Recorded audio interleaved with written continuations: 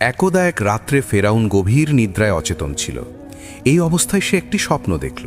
স্বপ্নটি ছিল এই যে শাম দেশের দিক থেকে একটি জ্বলন্ত অগ্নিশিখা এসে মিশরে প্রবেশ করল এবং যত ঘরবাড়ি ছিল সবগুলিকে জ্বালিয়ে পুড়িয়ে ছারখার করে দিল। ফেরাউন এই ভীতিকর স্বপ্নটি দেখে খুবই চিন্তিত হয়ে পড়ল। পরদিন সে এই স্বপ্নের ব্যাখ্যা জানার জন্য দেশের বড় বড় নজ্জুম ও স্বপ্ন বিশারদদেরকে তলব করল। সে তাদের কাছে সেই ভীতিকর স্বপ্নটির কথা বর্ণনা করল এবং এই স্বপ্নের ব্যাখ্যা জানতে চাইল। তখন সেই স্বপ্ন বিশারদগণ তাকে বলল, এই স্বপ্নের ব্যাখ্যা হলো এই যে অচিরেই বনি ইসরায়েল বংশে এমন একটি পুত্র সন্তান জন্মগ্রহণ করবে যে ফেরাউনের সাম্রাজ্য ধ্বংস করে ফেলবে, আর দেশের সমগ্র লোক তার অনুগত হয়ে পড়বে, যার ফলে রাজ্য, সম্পদ ও নেয়ামত রাজি সমস্তই তার হাতে চলে যাবে। এই স্বপ্নের ব্যাখ্যা শুনে ফেরাউন ভাবতে লাগলো, এর চেয়ে বিপজ্জনক অবস্থা আর কি হতে পারে। তাই সে তৎক্ষণাৎ অত্যন্ত বিচলিত হয়ে স্বপ্ন ব্যাখ্যাকারীদেরকে জিজ্ঞাসা করল, ছেলেটি কতদিনের মধ্যে জন্মগ্রহণ করবে? তারা জবাব দিল, এর সঠিক ব্যাখ্যা বলা অসম্ভব, তবে কিছুদিনের মধ্যেই সে তার মাতৃগর্ভে স্থান লাভ করবে। এই কথা শোনামাত্র ফেরাউন তার সারা রাজ্যে দুটি ঘোষণা জারি করে দিল। প্রথম ঘোষণাটি ছিল, আজ থেকে কোনো বনি ইসরায়েল তাদের স্ত্রীদের সাথে মিলিত হতে পারবে না, এবং দ্বিতীয় ঘোষণাটি ছিল, এখন থেকে বনি ইসরায়েলের ঘরে যত পুত্র সন্তান জন্মগ্রহণ করবে সকলকে হত্যা করা হবে। তার এই ঘোষণা রাজ্যে সর্বত্র প্রচার করে দেওয়া হলো। ফেরাউনের সৈন্যরা এভাবে বনি ইসরায়েলদের পুত্র সন্তানদেরকে বছরের পর বছর হত্যা করতে থাকল। তাফসিরে লিখিত আছে, বনি ইসরায়েলের লোকেরাই ছিল কীর্তি তথা ফেরাউনের বংশীয় লোকদের চাকর বাকর। যখন তারা বনি ইসরায়েলের নবজাতক সন্তানদেরকে হত্যা করতে লাগলো এবং বনি ইসরায়েলের বৃদ্ধ ও বয়স্ক লোকেরা ইন্তেকাল করতে লাগলো, তখন তারা ফেরাউনের কাছে গিয়ে বলল, জাহাপনা, আমরা যদি বনি ইসরায়েলের শিশু সন্তানদেরকে এভাবে হত্যা করি আর অপরদিকে তাদের বৃদ্ধ মানুষেরাও যদি এভাবে মৃত্যুবরণ করতে থাকে, তাহলে একদিন আমাদের কাজবাজ করার জন্য কোনো চাকর বাকর ও কর্মচারী খুঁজে পাব না। তখন আমাদের নিজেদের কাজ আমাদের নিজেদেরকেই করতে হবে। তাদের এই কথা শুনে ফেরাউন বিষয়টির গুরুত্ব অনুধাবন করতে পারল। অতঃপর সে ঘোষণা দিল, এখন থেকে 1 বছর বনি ইসরায়েলের পুত্র সন্তানদেরকে জীবিত রাখা হবে এবং 1 বছর তাদেরকে হত্যা করা হবে। ফেরাউনের সৈন্যরা যেই বছর বনি ইসরায়েলের পুত্র সন্তানদেরকে হত্যা করত না, সেই বছর আল্লাহ তাআলা হজরত মুসা আলাইহিস সালামের ভাই হারুন আলাইহিস সালামকে এই দুনিয়ায় প্রেরণ করলেন, এবং যেই বছর ফেরাউনের সৈন্যরা বনি ইসরায়েলের সন্তানদেরকে হত্যা করত, সেই বছরই আল্লাহ রাব্বুল আলামিন হজরত মুসা আলাইহিস সালামকে এই পৃথিবীর জমিনে প্রেরণ করার সিদ্ধান্ত নিলেন। হজরত মুসা আলাইহিস সালামের পিতার নাম ছিল ইমরান। ইমরান ফেরাউনের ব্যক্তিগত দেহরক্ষী ছিল। সে সারা রাত ফেরাউনের শয়নকক্ষের দরজায় জাগ্রত থেকে প্রহরীর দায়িত্ব পালন করত। তার স্ত্রী তার বাড়িতে একাকিনী বসবাস করত। এই জন্য ফেরাউনের সৈন্যরা ইমরানের বাড়িতে পাহারা দিতে যাওয়ার প্রয়োজন বোধ করত না। ইমরান ইতিপূর্বে বেশ কিছুদিন ধরেই বাড়িতে তার স্ত্রীর কাছে যায়নি। কাজেই ইমরানের মনে স্বামী সহবাসের ইচ্ছা প্রবলভাবে দেখা দিল। এদিকে কিছুদিন পর্যন্ত ইমরানও তার স্ত্রী সহবাস থেকে বিরত থাকায় সেদিন তার মনে স্ত্রী সহবাসের ইচ্ছা প্রবলভাবে দেখা দিল, কিন্তু তার করার কিছুই ছিল না। তার বাড়ি অত্যন্ত নিকটবর্তী হওয়া সত্ত্বেও তার বাড়িতে যাওয়ার কোনো উপায় ছিল না। ওদিকে তার স্ত্রী স্বামীর ছোঁয়া পাওয়ার জন্য অধীর হয়ে গভীর রাত্রে শয্যা ত্যাগ করে উঠে পড়ল এবং সন্তর্পণে ফেরাউনের বাড়িতে গিয়ে তার শয়নকক্ষের কাছে গিয়ে উপস্থিত হলো। ইমরান তার স্ত্রীকে দেখে অবাক হয়ে গেল এবং সে তার কাছে গেল। কাছে গিয়ে পার্শ্ববর্তী একটি কক্ষে তার স্ত্রীর সাথে সহবাসে লিপ্ত হলো।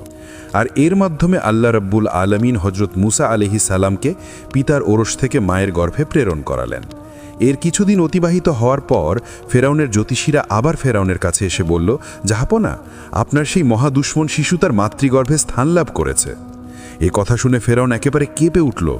সে বলল, কি বলে এরা? এত কঠোর সতর্কতা সত্ত্বেও এটা কিভাবে সম্ভব হলো?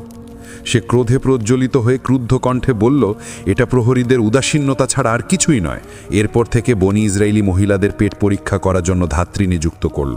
তারা বনি ইসরায়েলদের বাড়িতে বাড়িতে গিয়ে বনি ইসরায়েলের গর্ভবতী মহিলাদের পেট পরীক্ষা করত। যদি বনি ইসরায়েলের মাঝে কোনো গর্ভবতী মহিলার সন্ধান পেত, তখনই তারা ফেরাউনের সৈন্যদের কাছে এসে সেই মহিলার সন্ধান জানিয়ে দিত, আর তখনই সৈন্যরা সেই বাচ্চা নষ্ট করে দিত। কিন্তু আল্লাহর কুদরতে ইমরানের স্ত্রীর অন্তঃসত্ত্বা হওয়ার সংবাদ কেউ জানতে পারল না, কেননা অন্যান্য গর্ভবতী মহিলাদের মতো তার কোনো বাহ্যিক নিদর্শন আল্লাহ রাব্বুল আলামিন প্রকাশ করলেন না। এমনকি সন্তান প্রসবের পূর্বদিন পর্যন্ত তার উদরে সন্তান অবস্থানের কোনো চিহ্নই ফুটে ওঠেনি। এইভাবে 10 মাস অতিবাহিত হলো। যেই রাত্রে আল্লাহ পাক হযরত মুসা আলাইহিসসালামকে এই দুনিয়ায় প্রেরণার ইচ্ছা করলেন, সেই রাতে হযরত মুসা আলাইহিসসালামের জননীর প্রসব বেদনা উঠল। তিনি তার মেয়ে মরিয়মকে ধাত্রী আনার জন্য তাদের পাশের বাড়িতে প্রেরণ করলেন। তাদের পাশের বাড়িতেই ফেরাউনের নিযুক্তকৃত একজন ধাত্রী থাকত, যিনি বনি ইসরায়েলি মহিলাদের পেট পরীক্ষা করে ফেরাউনের সৈন্যদেরকে তাদের সংবাদ জানিয়ে দিত। কিন্তু সে ধাত্রীর সাথে হযরত মুসা আলাইহিসসালামের মায়ের বন্ধুত্ব ছিল। সে ধাত্রী নিজেও জানত না যে হযরত মুসা আলাইহিসসালামের মা গর্ভবতী ছিলেন। যখন সে তাদের গৃহে আসলো এবং জানতে পারল যে ইমরানের স্ত্রী সন্তান প্রসব করবে, তখন সে মনে মনে নিয়ত করল এই সংবাদটি সে ফেরাউনের সৈন্যদেরকে জানিয়ে দিবে। কিন্তু যখন হযরত মুসা আলাইহিসসালামের জননী মুসা আলাইহিসসালামকে প্রসব করলেন, সে ধাত্রী মুসা আলাইহিসসালামের চেহারার দিকে তাকিয়ে মুসা আলাইহিসসালামের প্রতি তার এরূপ একটি মহব্বত আল্লাহ রাব্বুল আলামিন সৃষ্টি করে দিলেন, যার দরুন সেই মহিলাটি দুনিয়ার সমস্ত সম্পদের বিনিময়েও মুসা আলাইহিসসালামের খবর কাউকে জানানোর জন্য আর রাজি হল না। আল্লাহ রাব্বুল আলামিন হযরত মুসা আলাইহিসসালামের চোখের মাঝে এমন একটি জ্যোতি দান করেছিলেন, সেই জ্যোতি যে প্রত্যক্ষ করত সেই হযরত মুসা আলাইহিসসালামের মহব্বতে পড়ে যেত।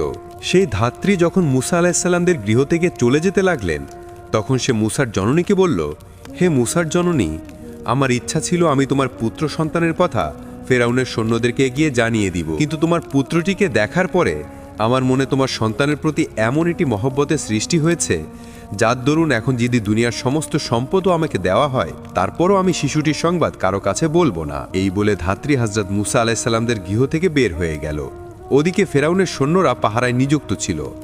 তারা যখন উক্ত ধাত্রীকে মুসা আলাইহিসসালামদের গৃহ থেকে বের হতে দেখল, তখন তাদের মনে সন্দেহ সৃষ্টি হলো যে এই ঘরে হয়তো কোনো নবজাতকের জন্ম হয়েছে।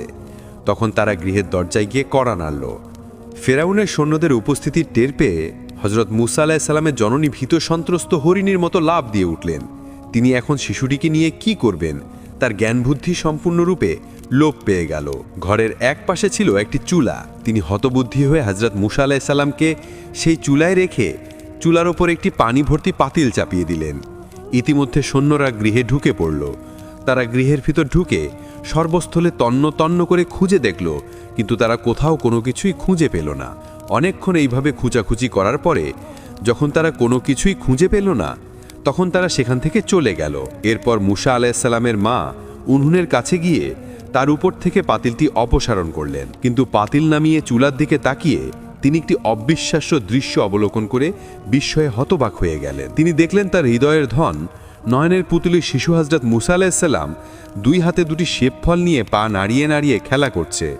তিনি তখন তাকে দুই হাতে উঠিয়ে কোলে জড়িয়ে ধরে তার দুই গালে শত সহস্র চুম্বন করতে লাগলেন, আর দয়ামন আল্লাহর দরবারে লাখ লাখ কৃতজ্ঞতা জ্ঞাপন করলেন। তিনি আল্লাহর দরবারে শুকরিয়া আদায় করে বললেন, হে আমার মাবুদ, তোমার মহিমা ও কুদরত অভাবনীয়, তোমার কৃপা ও করুণা অফুরন্ত। আজ যেভাবে তুমি আমার এই কলিজার টুকরাকে বাঁচিয়ে রাখলে, এইভাবে তুমি সদা সর্বদা তাকে সহস্র বিপদ ও শত্রুর হাত থেকে রক্ষা করিও। অতঃপর তিনি শিশুটিকে কোলে নিয়ে ভাবতে লাগলেন, তার এই সন্তানটির জন্মগ্রহণের কথা এখনও কেউ জানতে পারেনি, কিন্তু এই সংবাদ আর কতদিন গোপন থাকবে? আজ হোক বা কাল হোক, অবশ্যই এই সংবাদ একদিন না একদিন মানুষের কাছে প্রকাশিত হয়েই পড়বে, আর তখন আমি তাকে কিভাবে বাঁচিয়ে রাখব? এই চিন্তায় তিনি অস্থির হয়ে পড়লেন। আল্লাহ রব্বুল আলামিন হযরত মুসা আলাইহিসসালামের জননীর অন্তর থেকে এই চিন্তা দূর করার জন্য একজন ফেরেশতার রূপী মানুষ তার কাছে প্রেরণ করে দিলেন। সেই মানুষরূপী ফেরেশতা এসে হযরত মুসা আলাইহিসসালামের জননীকে বলল, হে মুসার জননী, তুমি তোমার সন্তানকে নিয়ে কোনোরূপ চিন্তা ও পেরেশানি করিও না। তুমি নিশ্চিন্তে তোমার সন্তানকে দুগ্ধপান করাতে থাকো। আর যদি তুমি একান্তই অস্থির ও চিন্তিত হয়ে পড়ো, তাহলে শুনে রাখো, একটি কাঠের সিন্দুক বানিয়ে তোমার পুত্রকে তার ভিতরে রেখে নীল নদের বক্ষে ভাসিয়ে দাও। আর সে ব্যাপারে তুমি কোনোরূপ ভীত ও চিন্তিত হইও না, কেননা আল্লাহ রব্বুল আলামিন অবশ্যই তোমার সন্তানকে আবার তোমার কাছেই ফিরিয়ে দিবেন। আরও একটি কথা জেনে রাখো, আল্লাহ রব্বুল আলামিন তোমার পুত্রকে একদিন রাসূল হিসাবে পরিগণিত করবেন। আল্লাহ রব্বুল আলামিনের তরফ থেকে এ সংবাদ পেয়ে তিনি অত্যন্ত নিশ্চিন্ত ও খুশি হলেন। মুসা আলাইহিসসালামের জন্মের পর তার জননী তাকে কতদিন তার কাছে রেখে দুগ্ধপান করিয়েছিলেন, এ ব্যাপারে মুফাসসিরিন কেরামদের মতবিরোধ পরিলক্ষিত হয়। তাফসিরে কুরতুবিতে উল্লেখ রয়েছে, কেউ বলেন তার জননী তাকে 1 মাস দুগ্ধপান করিয়েছিলেন। অতঃপর যখন মুসা আলাইহিসসালামের জননী তার সন্তানের জন্য ফেরাউনের সৈন্যদের ভয় করতে লাগলেন, তখন তিনি আল্লাহ রাব্বুল আলামিনের নির্দেশ মোতাবেক তাকে নীল নদে ভাসিয়ে দেওয়ার জন্য একটি সিন্দুকের অন্বেষণে বের হয়ে পড়লেন। তাফসিরে কুর্তুবিতে লিখিত আছে, তিনি যেই লোকটির কাছ থেকে সিন্দুক নেওয়ার জন্য গিয়েছিলেন তার নাম ছিল হিসকিল ইবনে সাবুরা, আর এই লোকটি ফিরাউনের আত্মীয় ছিল। মুসা আলাইহিস সালামের জননী যখন তার কাছ থেকে সিন্দুক নির্মাণ করতে চাইলেন, তখন সেই লোকটি বলল, তুমি এই সিন্দুক দিয়ে কি করবে? মুসা আলাইহিস সালামের মা তাকে বললেন, আমি আমার সন্তানকে এই সিন্দুকের মধ্যে রেখে নীল নদে ভাসিয়ে দিব, যেন ফেরাউনের সৈন্যরা আমার সন্তানকে হত্যা করতে না পারে। বিভিন্ন কিতাবে উল্লেখিত আছে, মুসা আলাইহিস সালামের জননী মিথ্যা বলতে অপছন্দ করতেন, তাই তিনি সেই লোকটিকে মিথ্যা কথা না বলে সত্য কথাই বলে দিয়েছিলেন। যখন লোকটি এই সংবাদ জানতে পারল, তখন সে কালবিলম্ব না করে এই সংবাদটি ফেরাউনের সৈন্যদেরকে জানিয়ে দেওয়ার জন্য উদ্যত হলো। এই অভিপ্রায় নিয়ে সে ফেরাউনের সৈন্যদের কাছে উপস্থিত হলো এবং তাদেরকে এই সংবাদটি জানিয়ে দেওয়ার চেষ্টা করল। কিন্তু আল্লাহ রাব্বুল আলামিনের অপূর্ব মহিমায় সেই লোকটির বাকশক্তি লোপ পেয়ে গেল। সে সৈন্যদের সামনে গিয়ে কোনো কথাই বলতে পারল না। যখন তার বাকশক্তি লোপ পেয়ে গেল, তখন সে সৈন্যদেরকে হাতের ইশারায় নবজাতক শিশুটির কথা বুঝাতে চাইল, কিন্তু সৈন্যরা তার কোনো কথা বুঝতে না পেরে তাকে তাদের কাছ থেকে বের করে দিল। সৈন্যদের কাছ থেকে বেরিয়ে এসেই লোকটি আবার বাকশক্তি ফিরে পেল। তখন সে আবার তাদের কাছে গিয়ে নবজাতক শিশুটির কথা জানানোর চেষ্টা করল। এবার আল্লাহ রাব্বুল আলামিন তার দৃষ্টিশক্তি এবং বাকশক্তি উভয়টিকেই বিলুপ্ত করে দিলেন। হাতের ইশারায় সে অন্যদেরকে আবার নবজাতক শিশুটির কথা বুঝাতে চাইল। সৈন্যরা তার কোনো কথা বুঝতে না পেরে তাকে সেখান থেকে দূর দূর করে তাড়িয়ে দিল। এরপরে লোকটি খোলা মাঠে এসে বুঝতে পারল, যেই শিশুটির কথা সে সৈন্যদেরকে জানিয়ে দেওয়ার চিন্তা করছে, সে হয়তো অলৌকিক ক্ষমতার অধিকারী হবেন। তাই হয়তো সৃষ্টিকর্তা তার দৃষ্টিশক্তি এবং বাকশক্তি বিলুপ্ত করে দিয়েছেন। অতঃপর সে সৃষ্টিকর্তার কাছে ক্ষমা প্রার্থনা করতে লাগলো এবং বলতে লাগলো, হে আমার সৃষ্টিকর্তা, যদি তুমি আমার দৃষ্টিশক্তি এবং বাকশক্তি ফিরিয়ে দাও, তাহলে এই সন্তানের কথা আমি আর পৃথিবীর কাউকে জানাবো না। আল্লাহ রাব্বুল আলামিনের তার এই রূপ তাওবার করণে তার দৃষ্টিশক্তি এবং বাকশক্তি ফিরিয়ে দিলেন। এরপর সে মুসা নবীর মাকে কাঠের একটি বাক্স বানিয়ে দিলেন। এদিকে হজরত মুসা আলাইহিস সালামের মাতা সিন্দুকটিতে মুসা নবীকে তুলে নদীতে ভাসিয়ে দিয়ে তার কন্যা মরিয়মকে বললেন, সিন্দুকটি নদীর স্রোতে যেদিকে ভেসে যাবে, তুমি নদীর তীর দিয়ে লক্ষ্য রাখতে রাখতে সেই দিকে ধীরে ধীরে চলতে থাকবে, কিন্তু তুমি যে সিন্দুকটির দিকে লক্ষ্য রাখছো তা যেন কোনো প্রকারেই কেউ বুঝতে না পারে। তারপর সিন্দুকটি কোথায় ভেসে যায় এবং কত দূরে যায় সেই সংবাদ আমাকে এসে অবহিত করবে।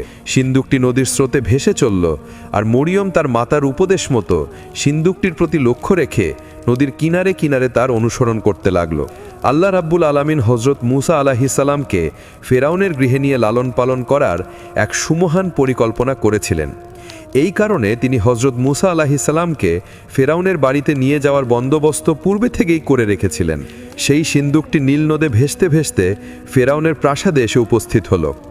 এ সময় ভোরবেলা নদীর মুক্ত বায়ু সেবনের উদ্দেশ্যে ফেরাউন ও তার স্ত্রী আসিয়া প্রমোদ উদ্যানের মাঝে বসা ছিল। তারা দেখল নদী থেকে একটি বাক্স ভেসে এসে তাদের উদ্যানের খালের মধ্যে প্রবেশ করেছে। তখন কৌতূহলবশত আসিয়া এক দাসীকে সেটা তুলে আনার জন্য পাঠালো। দাসী বাক্সটি লেক থেকে ওঠানোর জন্য অনেক চেষ্টা করল, কিন্তু সে কোনো রকম উহা উত্তোলন করতে পারল না। অবশেষে তিনি আসিয়ার নিকট এসে বলল, ওটা একটা কাঠের বাক্স, ওটার মধ্যে বোধহয় কিছু আছে, আমি খুব চেষ্টা করে উপরে উঠাতে পারলাম না। তখন আসিয়া বাক্সের কাছে গিয়ে নিজ হাতে বাক্সটি উপরে তুলিয়ে উপরের তক্তা খুলে ফেললেন।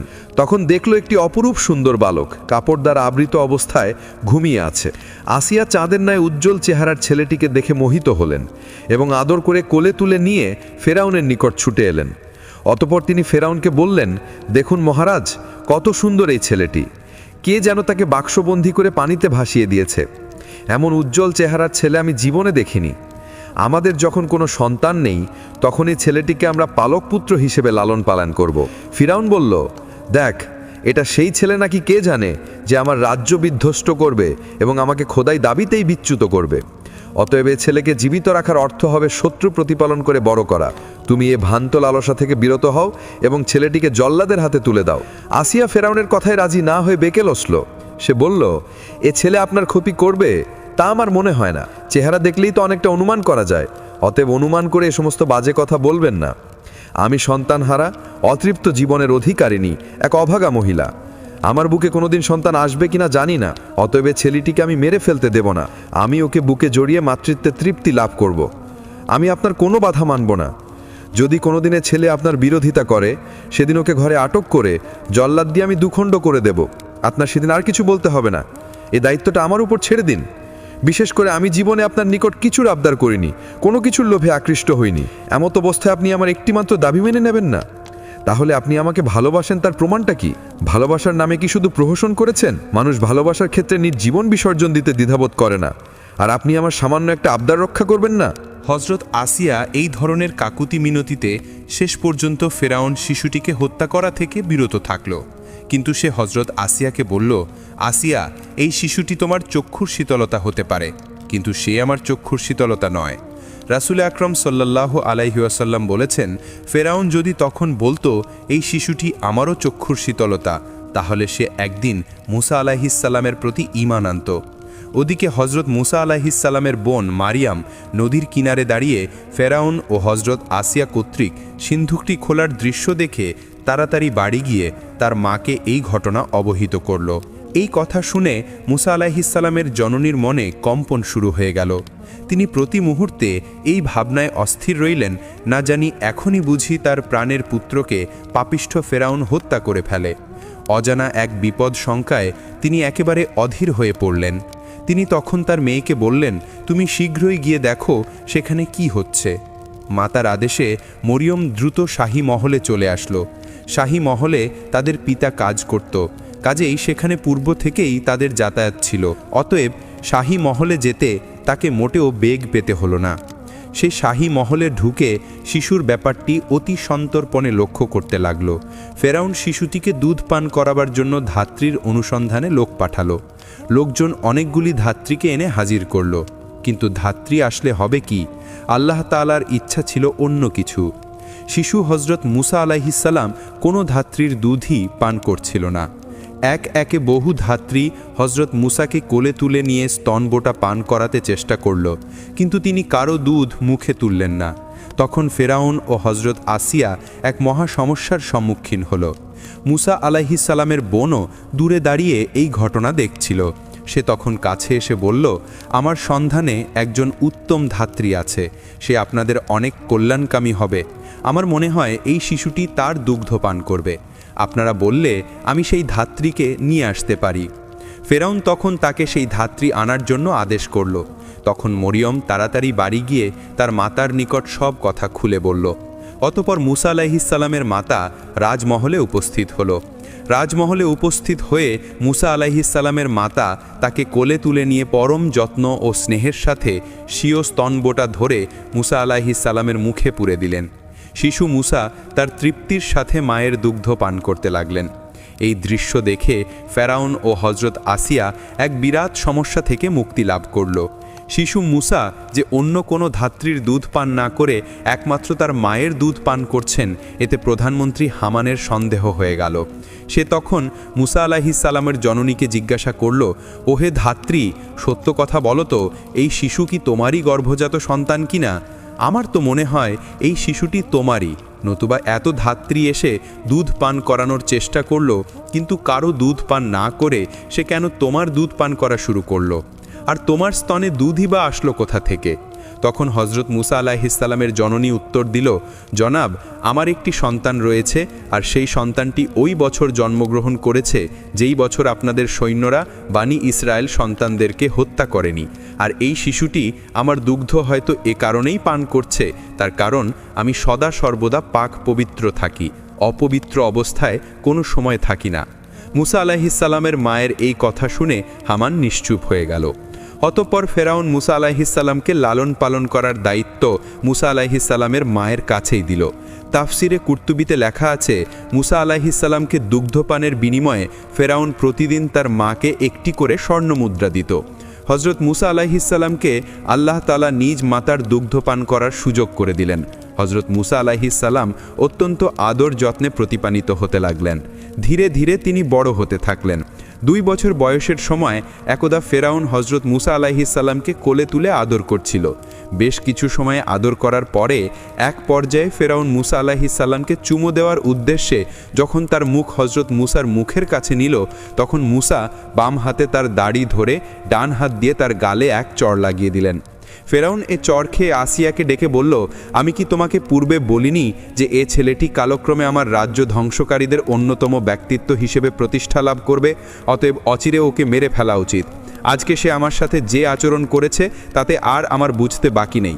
অতএব এ ছেলেকে প্রতিপালন করা যাবে না। ওকে আজকেই জল্লাদের নিকট হস্তান্তর করো। আসিয়া ফেরাউনের কঠোর মন্তব্য শুনে কিছুক্ষণ চুপ থাকলেন। পরে বললেন, হে মহারাজ, আপনি এত বড় গুণী জ্ঞানী মানুষ, আপনার সমতুল্য মানুষ পৃথিবীতে বিরল। আপনি দেশের কয়েক কোটি মানুষের প্রভু। আপনার পক্ষে শিশু, বৃদ্ধ, যুবকদের চরিত্র, স্বভাব, প্রকৃতি সম্বন্ধে অজ্ঞ থাকা সমীচীন নয়। আপনার মধ্যে এক ভ্রান্তি এসে আপনাকে আড়ষ্ট করে ফেলেছে এবং আপনার মধ্যের প্রতিভাকে বিমর্ষ করে দিয়েছে, যার জন্য এক অবুঝ শিশুর আচরণকে প্রাপ্তবয়স্ক মানুষের কাজের সাথে মিলিয়ে বিচার করছেন। এটা আপনার এক মহাভ্রান্তির নমুনা নয় কি?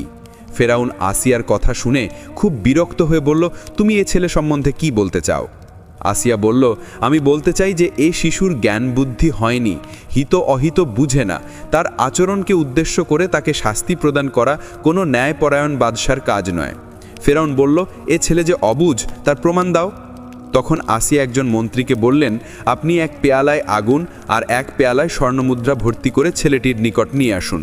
যদি সে বুঝমান হয় তবে সে স্বর্ণের পেয়ালা ধরবে, আর যদি অবুঝ হয় তবে আগুনের পেয়ালা ধরবে। মন্ত্রী তখন বাস্তবিক ছেলেটিকে পরীক্ষা করার জন্য এক পেয়ালা আগুন ও এক পেয়ালা স্বর্ণমুদ্রা এনে মুসা আলাইহিসসালামের হাতের নিকটে রেখে দিল। হজরত মুসা আলাইহিসসালাম তখন আগুনের পেয়ালা হতে একটি জ্বলন্ত অঙ্গার তুলে মুখে দিলেন। তখনই তার মুখ পুড়ে গেল। সে চিৎকার করে উঠল। তখন নিকটস্থ সকলে হায় হায় করে উঠল। তাড়াতাড়ি একজন মুসার মুখের মধ্যপথ থেকে প্রজ্বলিত অঙ্গারটি বের করে নিল। এই অবস্থা দেখার পরে ফেরাউন আর কোনো উচ্চ শব্দ না করে রাজদরবারে চলে গেল এবং তাড়াতাড়ি চিকিৎসার ব্যবস্থা করল। হজরত মুসা আলাইহিসসালাম শিশুকালে আগুন মুখে পুড়ে দেওয়ার পরিণামে প্রথম জীবনে কথা বলতে পারতেন না। পরবর্তী সময়ে যদিও কথা বলতে সক্ষম হয়েছিলেন, তবে তার মধ্যে তোতলাপনা ছিল। প্রিয় দর্শক, আল্লাহ রাব্বুল আলামিনের লীলা খেলা একটু চিন্তা করে দেখুন। যেই শত্রুর হাত থেকে নিজের সন্তানকে রক্ষা করার জন্য মুসা নবীর মা এত কিছু করলেন, সেই শত্রুই এখন তার সন্তানের রক্ষাকর্তা হয়ে গেল। শুধু রক্ষাকর্তাই নয়, বরং তার নিজের সন্তানকে লালন পালন করার জন্য শত্রুর হাত থেকে সে এখন অর্থ উপার্জন করছে। আল্লাহ রাব্বুল আলামিনের অপার লীলা খেলার এর চাইতে বড় উদাহরণ আর কি হতে পারে? হজরত মুসা আলাইসাল্লাম একাধারে 30 বছর যাবৎ ফেরাউনের ঘরে পালিত হল। হজরত মুসা আলাইসাল্লাম ফেরাউনকে পিতার ন্যায় শ্রদ্ধা করতেন, কিন্তু একটি বিষয় তার সাথে প্রায় বাদানুবাদ হতো। সেটা ছিল ফেরাউনের খোদাই দাবির বিষয়টা। প্রায় হজরত মুসা আলাইসাল্লাম তাকে বলতেন, আপনি একটি কাজ পরিত্যাগ করলে পৃথিবীর শ্রেষ্ঠ মানব হিসেবে চিরদিন পরিচিত হয়ে থাকতেন। ফেরাউন উত্তরে বলতো, আমার খোদাই দাবির পিছনে আল্লাহ তাআলার সমর্থন আছে। অতএব তুমি বাবা বাধা সৃষ্টি করো না, আমাকে কাজ করতে সুযোগ দাও। এটা দ্বারাও আমি পৃথিবীতে বিরাট সুনামের অধিকারী হয়ে থাকব, তাতে আদৌ সন্দেহ নেই। হজরত মুসা আলাইসাল্লামের বয়স যখন 30 বছর, তখন তিনি একদিন দুপুরের পরে রাস্তায় ভ্রমণে বের হয়ে দেখলেন 2 ব্যক্তি ঝগড়া করছে। মুসা আলাইসাল্লাম তাদের কাছে গিয়ে দেখলেন একজন ফেরাউনের মেহমানখানার বাবরচি। সে কিপ্তি বংশের লোক। অপরজন সাধারণ একজন ব্যবসায়ী। সে বানি ইসরায়েল বংশের লোক। এই লোকটি বিক্রয়ের জন্য কিছু কাঠ নিয়ে বাজারে যাচ্ছিল। তখন ফেরাউনের বাবরচি কাঠগুলো বাকি টাকায় তাকে দিবার জন্য বলে, কিন্তু বানি ইসরায়েলের ব্যক্তি তাতে রাজি হচ্ছে না। এ নিয়ে উভয়ের মধ্যে ভীষণ ঝগড়া ও বিবাদের সৃষ্টি হলো। তখন হজরত মুসা আলাইসাল্লাম অন্যায়ের প্রতিরোধ করতে এগিয়ে আসেন এবং কিপ্তি বাবরচিকে নগদ টাকা দিয়ে কাঠ গ্রহণের জন্য বলেন। কিন্তু বাবরচি তাতে রাজি না হয়ে সে জোর করে বাকিতে কাঠ নিতে চেষ্টা করল। এমনকি সে কাঠ নিয়ে জোর জবরদস্তি আরম্ভ করল। তখন হজরত মুসা আলাইসাল্লাম বিষয়টা সহ্য করতে না পেরে বাবরচিকে এক ঘুষি লাগিয়ে দিলেন। বাবরচি ঘুষির আঘাত সহ্য করতে না পেরে মৃত্যুবরণ করল। তখন হজরত মুসা আলাইসাল্লাম বনি ইসরায়েলের লোকটিকে বললেন, তুমি এখন এখান থেকে পালিয়ে যাও, না হয় বিপদ ঘটতে পারে। এ লোকটি হজরত মুসা আলাইসাল্লামের ভাগ্নে হতো, কিন্তু তাদের কারো পরিচয় জানা ছিল না। লোকটির নাম ছিল সামেরি। সামেরি হজরত মুসা আলাইসাল্লামের কথা অনুসারে দ্রুত অন্যত্র চলে গেল। হজরত মুসা আলাইসাল্লামও দ্রুত সেখান থেকে চলে গেলেন। তারপর আল্লাহর দরবারে হাত তুলে মোনাজাত করলেন, হে আল্লাহ, আমি তোমার কাছে বড় অন্যায় করে ফেলেছি। তুমি সব জানো, আমি এই লোকটিকে হত্যা করতে চাইনি, তবু সে মারা গেল। তুমি তোমার কৃপায় আমার এই অপরাধ ক্ষমা করো। তুমি তো মহা গুনাহগারকেও ক্ষমা করতে পারো। কিছুক্ষণ পর রাজপথের লোকজন বের হয়ে কারুনের লাশ পড়ে থাকতে দেখে তারা ফেরাউনের কাছে গিয়ে খবর দিল। ফেরাউন রাজমহলের বাবরচির এই দুর্ঘটনার খবর শুনে খুব রেগে গিয়ে রাজকর্মচারীদের নির্দেশ দিলেন, এক্ষুনি খোঁজ করে কারুনের হত্যাকারীকে ধরে আনো, আমি তার উচিত শাস্তি দেব। কিন্তু রাজকর্মচারীরা অনেক খোঁজাখুঁজি করেও হত্যাকারীকে খুঁজে পেল না। এমন অবস্থায় আরেকটি ঘটনা ঘটল। হজরত মুসা আলাইহিস সালাম কোনো কাজে শহরে গিয়ে দেখলেন সেই সামেরির সঙ্গে কয়েকজনের তুমুল ঝগড়া হচ্ছে। হঠাৎ কিপ্তিরা একসঙ্গে সামুরাকে আক্রমণ করে মারধর শুরু করে। সামুরা হজরত মুসা আলাইহিস সালামকে দেখে আগের দিনের মতো সাহায্য চাইল, কিন্তু এবার মুসা আলাইহিস সালামের তার প্রতি মোটেও দয়া হলো না। তিনি বুঝলেন এই ঝগড়ার জন্য সামুরাই দায়ী। তাই তিনি তার উপর রেগে গিয়ে বললেন, লোকের সঙ্গে তোমার বারবার ঝগড়া হয় কেন? মনে হচ্ছে তোমার স্বভাব মোটেই ভালো না। হজরত মুসা আলাইহিস সালামের এই রাগান্বিত কথা শুনে সামুরা ভয়ে অস্থির হয়ে বলে ফেলল, আপনি কি সেদিন যেভাবে বাবরচি কারুনকে হত্যা করেছিলেন সেভাবে আমাকেও হত্যা করতে চান? এই কথা শুনে উপস্থিত কিপ্তিরা ঝগড়া বন্ধ করে ফেরাউনের দরবারে গিয়ে বলল, জাহাপনা, আমরা কারুনের হত্যাকারীর খোঁজ পেয়েছি। বানি ইসরায়েলের সামোরা নামে একজন বলেছে মুসা কারুনকে হত্যা করেছে। ফেরাউন কাফির বাদশাহ হলেও বিচারের ক্ষেত্রে তার ন্যায়নিষ্ঠতা ও পক্ষপাতহীনতার খ্যাতি ছিল। হজরত মুসা আলাইহিস সালাম তখনকার পরিস্থিতি তার জন্য খুব প্রতিকূল মনে করলেন। কারুনের হত্যা রহস্য উদ্ঘাটিত হবার পরদিন একজন লোক গোপনে এসে তাকে বলল, বাদশাহ ফেরাউন নির্দেশ দিয়েছেন মুসাকে ধরে আনো, আমি তার মাথা কেটে ফেলব। তুমি শীঘ্রই এদেশ ছেড়ে চলে যাও, যেন কারো সঙ্গে তোমার দেখা না হয়। এই খবর শুনে হজরত মুসা আলাইহিস সালাম দেরি না করে পথের সামান্য সরঞ্জাম ছড়া এক কাপড়ে মিশর ছেড়ে মাদায়েনের দিকে রওনা হলেন। তার মনে শুধু ফেরাউনের নির্দেশের ভয় ছিল না, কিপ্তিদের থেকেও প্রাণের আশঙ্কা ছিল। কারণ কারুনের হত্যার জন্য ক্রুদ্ধ কিপ্তিরা সম্মিলিতভাবে তার ওপর অত্যাচার চালাতে পারত। তাই তিনি মাতৃত্বময় স্নেহময়ী হজরত আসিয়ার কাছেও কিছু বলার সুযোগ পেলেন না। পথে বেরিয়েই তিনি নিরাপত্তার জন্য আল্লাহর কাছে প্রার্থনা করলেন। তারপর দ্রুত মাদায়েনের দিকে রওনা হলেন। মিশর থেকে মাদায়েনের দূরত্ব ছিল 50 মাইলের বেশি। দ্রুত পথ চলার পর হজরত মুসা আলাইহিস সালাম যথাসময়ে মাদায়েন শহরের উপকণ্ঠে পৌঁছালেন। অত্যন্ত ক্লান্ত ও শ্রান্ত হওয়ায় তিনি একটু বিশ্রাম নিতে একটা গাছের ছায়ায় বসলেন। তিনি ছিলেন অত্যন্ত ক্লান্ত শ্রান্ত, তাই তিনি একটি কূপের অদূরে একটি গাছের নিচে বসে বিশ্রাম করতে লাগলেন। এমন সময় তিনি দেখলেন দুটি যুবতী কয়েকটি মেষ নিয়ে পানির কূপের নিকট দাঁড়িয়ে আছে। তখন তিনি অগ্রসর হয়ে তাদের নিকট গিয়ে জিজ্ঞেস করলেন, তোমরা কারা? এখানে কেন দাঁড়িয়ে আছো? মেয়েরা উত্তর দিল, আমরা এখানে আমাদের মেষগুলোকে পানি পান করানোর জন্য এসেছি, কিন্তু পানির কূপটি ভারী পাথর দিয়ে ঢাকা, তাই চৌকিদারের অপেক্ষা করছি। উনি এসে পাথর সরিয়ে দিলে আমরা আমাদের পশুগুলোকে পানি পান করাবো। হজরত মুসা আলাইহিস সালাম বললেন, তাহলে আমি পাথরটা সরিয়ে দেই, তোমরা তাহলে সহজে পানি পান করাতে পারবে। মেয়েরা বলল, পাথরটা অত্যন্ত ভারী, যা স্বাভাবিকভাবে অনেক লোকে একত্রে নাড়াচাড়া করে থাকে, ওটা আপনি একাকী কিভাবে সরিয়ে দেবেন? হজরত মুসা আলাইহিস সালাম তখন কূপের কাছে গিয়ে পাথরটি ধরে উল্টিয়ে ফেললেন। তখন মেয়েরা খুশি হয়ে পশুকে পানি পান করালো। অতপর হজরত মুসা আলাইহিস সালামকে কিছু টাকা দিতে চাইল। হজরত মুসা আলাইহিস সালাম তা নিতে অস্বীকার করলেন এবং মেয়েদেরকে চলে যাওয়ার জন্য বললেন। মেয়েরা অত্যন্ত খুশি হলো এবং দ্রুত পথ অতিক্রম করতে লাগলো। একটু পরেই তারা গিয়ে তাদের বৃদ্ধ পিতার নিকট অচেনা যুবকের সাহায্যের কথা আলোচনা করল। এমনকি তারা তাদের পিতার নিকট অনুরোধ করে বলল, বাবা, এই ছেলেটিকে তুমি আমাদের ঘরে রেখে দাও, সে অত্যন্ত শক্তিশালী ও ন্যায়পরায়ণ। তাকে তুমি রেখে দিলে সে নিয়মিত মেষ চড়াবে এবং বাইরের যাবতীয় কাজকর্ম করতে পারবে। আমরা তাহলে অধিক সময় তোমার নিকট থাকতে পারবো। হজরত শুয়েব আলাইহিস সালাম বড় মেয়ে সফুরাকে বললেন, তুমি যাও, আমার কথা বলে ছেলেটিকে এখানে নিয়ে আসো। তখন সফুরা দ্রুত সেখানে পৌঁছে দেখল ছেলেটি তখন পর্যন্ত সেখানে বসা রয়েছে। সফুরা যুবকের নিকট গিয়ে বলল, আমার আব্বা আপনাকে তার সঙ্গে দেখা করার জন্য যেতে বলেছেন। তখন হজরত মুসা আলাইহিস সালাম উঠলেন এবং বললেন, চলুন। সফুরা সম্মুখে এবং হজরত মুসা আলাইহিস সালাম পিছনে পথ চলতে আরম্ভ করলেন। কিছুক্ষণ পরে হজরত মুসা আলাইহিস সালাম বললেন, হে বেটি, আপনি আমার পিছনে হাঁটুন। একটা মেয়েকে অনুসরণ করে তার পিছনে কোনো পুরুষের হাঁটা উচিত নয়। তখন সফুরা বলল, আপনি তো পথ চিনেন না, হজরত মুসা আলাইসাল্লাম বললেন, আপনি পিছন থেকে পথ বলে দেবেন কোন দিকে অগ্রসর হব, আমি সে অনুসারে পথ চলব। তখন সফুরা হজরত মুসা আলাইসাল্লামের পিছনে চলতে আরম্ভ করল। এইভাবে কিছু সময় পথ চলার পরে তারা বাড়িতে তাদের বাবার নিকট গিয়ে পৌঁছল। হজরত শুয়েব আলাইসাল্লাম মুসা আলাইসাল্লামকে দেখে তার প্রতি দীর্ঘ সময় তাকিয়ে রইলেন। তারপরে তিনি বললেন, মা সফুরা, ছেলেটিকে কিছু খেতে দাও, সে ভীষণ ক্ষুধার্ত। বিগত 3 দিনে সে কিছুই খায়নি। সফুরা পিতার আদেশ অনুসারে তার জন্য খানা নিয়ে আসলো। হজরত শোয়েব আলাইসাল্লাম মুসা আলাইসাল্লামকে খানা খেতে বললেন। মুসা তার আদেশ শিরধার্য মনে করে খাবার গ্রহণ করলেন। তখন হজরত মুসা আলাইসাল্লামকে বিশ্রাম করতে বলা হলো। হজরত মুসা আলাইসাল্লাম বিশ্রামের এক কক্ষে প্রবেশ করেন। এই সময় সফুরা এসে পিতার নিকট বলল, বাবা, এই ছেলেটিকে আপনি রাখালের চাকরিতে নিয়োগ করুন, তার মধ্যে আমি নৈতিকতার এক বিরাট লক্ষণ পেয়েছি। মুসা আলাইসাল্লাম বাড়িতে আসার সময় যে কথা পথিমধ্যে সফুরাকে বলেছিলেন তার সম্পূর্ণ পিতাকে বললেন।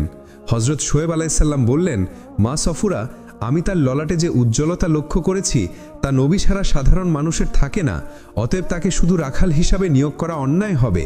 তার চেয়ে আমি তার সাথে তোমাকে বিবাহ দিয়ে দিতে চাচ্ছি এবং এই বিয়ের মহারানা হিসাবে তাকে রাখালের দায়িত্ব দিতে পারি। সফুরা পিতার প্রস্তাবে মৌন সম্মতি জ্ঞাপন করল। বিশ্রাম শেষে হজরত মুসা আলাহিসাল্লাম হজরত শোয়েব আলাহিসাল্লামের নিকট আসলেন। তখন তিনি বললেন, বাবা, কোথা থেকে তুমি এখানে এসে পৌঁছালে? হজরত মুসা আলাহিসাল্লাম তখন তার পিছনের সম্পূর্ণ ইতিহাস বর্ণনা করলেন। হজরত শোয়েব আলাহিসাল্লাম তার সমস্ত ঘটনা শুনে বললেন, বাবা, তোমাকে সৃষ্টিকর্তা সর্ববৃহৎ দায়িত্ব অর্পণ করবেন, তাই তোমাকে বিভিন্ন পরীক্ষার মাধ্যমে একজন যোগ্য ব্যক্তি হিসাবে তৈরি করে নিচ্ছেন। অতএব তুমি ধৈর্যের সাথে সকল সমস্যার মোকাবেলা করে যাও, আল্লাহ তোমার সহায় হবেন। হজরত শোয়েব আলাইসাল্লাম ছিলেন আল্লাহর একজন নবী। তিনি মুসাকে চিনতে পেরেছিলেন যে তিনি নবুয়ত লাভ করবেন। শোয়েব আলাইসাল্লাম হজরত আদম কর্তৃক বেহেস্ত হইতে আনা মেসওয়াক নামের একটি লাঠি মুসা আলাইসাল্লামকে দিলেন এবং বললেন, এই লাঠি অত্যন্ত মোজেজাপূর্ণ, এই লাঠি স্পর্শ করে এর পবিত্রতা যাচাই করো। হজরত মুসা আলাইসাল্লাম বিসমিল্লাহ বলে লাঠি হাতে নিলেন এবং চুমু খেলেন।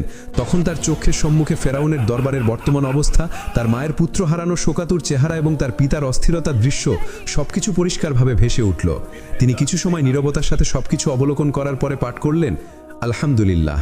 অতঃপর হজরত শোয়াইব আলাইহিসসালাম বললেন, আমি তোমার নিকট আমার বড় মেয়ে সাফুরাকে বিবাহ দিতে চাই এবং মহারানা বাবদ তোমার প্রতি 8 বছরের জন্য মেষ চলানোর চাকরি বহাল করে দিতে চাই। তবে 8 বছরের পরে যদি তুমি ইচ্ছে করো তবে 10 বছর পর্যন্ত এই চাকরিতে বহাল থাকতে পারো, সেটা তোমার ইচ্ছাধীন ব্যাপার। হজরত মুসা আলাইহিসসালাম বললেন, আপনি একজন মুরব্বী, অতএব আপনার আদেশ পালন করা আমার জন্য ফরজের শামিল। হজরত শুয়াইব আলাইহিসসালাম হজরত মুসা আলাইহিসসালামের মতামত পেয়ে বিবাহের আয়োজন করলেন এবং সংক্ষিপ্তভাবে বিবাহের কার্য সমাধা করে দিলেন। এভাবে সুদীর্ঘ 10 বছর মেষ চড়িয়ে তিনি বহু সম্পদ অর্জন করলেন এবং তার সন্তান সন্ততিতে তার জীবন অনেক সুন্দরভাবে অতিবাহিত হতে লাগল। সেই 10 বছর আগে তিনি মিশর ছেড়ে মাদায়েন এসেছিলেন। সে কতদিন তার প্রিয়জনদের দেখেনি, কতদিন তিনি কারো সাথে কথা বলেননি, কতদিন হয়ে গেল তার জন্মদানকারী পিতা ও মাতাকে সে দেখেনি, কতদিন হয়ে গেল সে তার ভাই বোনদের সাথে একটু কথাও বলেনি। তাই সে মিশরে যাওয়ার ইচ্ছা পোষণ করলেন এবং কিছুদিনের মধ্যেই হজরত মুসা আলাইহিসসালাম তার স্ত্রী, পরিবার পরিজন এবং মালামাল ও দাসদাসী নিয়ে মাদায়েন থেকে মিশর অভিমুখে রওনা হলেন। কিছু দূর পথ চলার পর যখন তিনি তুর পর্বতের নিকটবর্তী হলেন তখনই দিনের অবসান ঘটে রাত্রি নেমে এলো। অতঃপর মুসা আলাইহিসসালাম সেখানেই রাত্রি যাপনের জন্য তাঁবু খাটালেন। তার অদূরেই তুর পর্বত অবস্থিত ছিল। এ সময় হজরত মুসা আলাইহিসসালামের স্ত্রী সফুরা অন্তঃসত্ত্বা ছিলেন। আর ঘটনাক্রমে ওই দিনই তার প্রসব বেদনা শুরু হয় এবং সন্ধ্যার পর তিনি একটি পুত্র সন্তান প্রসব করেন। ক্রমেই সেই রাত্রিটি তাদের জন্য ভীষণ দুর্যোগপূর্ণ হয়ে উঠল। গাঢ় মেঘে চারদিক অন্ধকার হয়ে এলো এবং দেখতে দেখতে প্রবল বৃষ্টি আর ঝড়ো হাওয়া শুরু হলো। হিমেল বাতাসে মুসা আলাইহিসসালামের স্ত্রী সফুরা ঠান্ডায় কাঁপতে লাগলেন। এদিকে তাঁবুতে তখনও কোনো আগুনের ব্যবস্থা ছিল না। হজরত মুসা আলাইহিসসালামের সঙ্গে চকচকে পাথর ছিল, যার সাহায্যে তিনি বারবার আগুন জ্বালানোর চেষ্টা করলেন, কিন্তু যতবার চেষ্টা করলেন ততবারই ব্যর্থ হতে হলো। রাত গভীর হচ্ছে এবং চারদিক অন্ধকার ঘনিয়ে এসেছে। বাতাসের শীত তীব্রতর হয়ে উঠেছে। বিবি সফুরা অত্যন্ত ক্লান্ত, নবজাতক সন্তান তার বুকে। এই মুহূর্তে অন্ধকার দূর করা এবং স্ত্রীর শরীরে কিছুটা উত্তাপ পৌঁছে দেওয়ার জন্য আগুন ছিল একান্ত প্রয়োজনীয়, কিন্তু আশেপাশে কোনো লোকালয় ছিল না যেখান থেকে আগুন চেয়ে আনা যাবে। সেই নিঃসঙ্গ দুর্যোগপূর্ণ রাতে মুসা আলাইহিসসালাম দারুণ চিন্তায় মগ্ন হয়ে পড়লেন।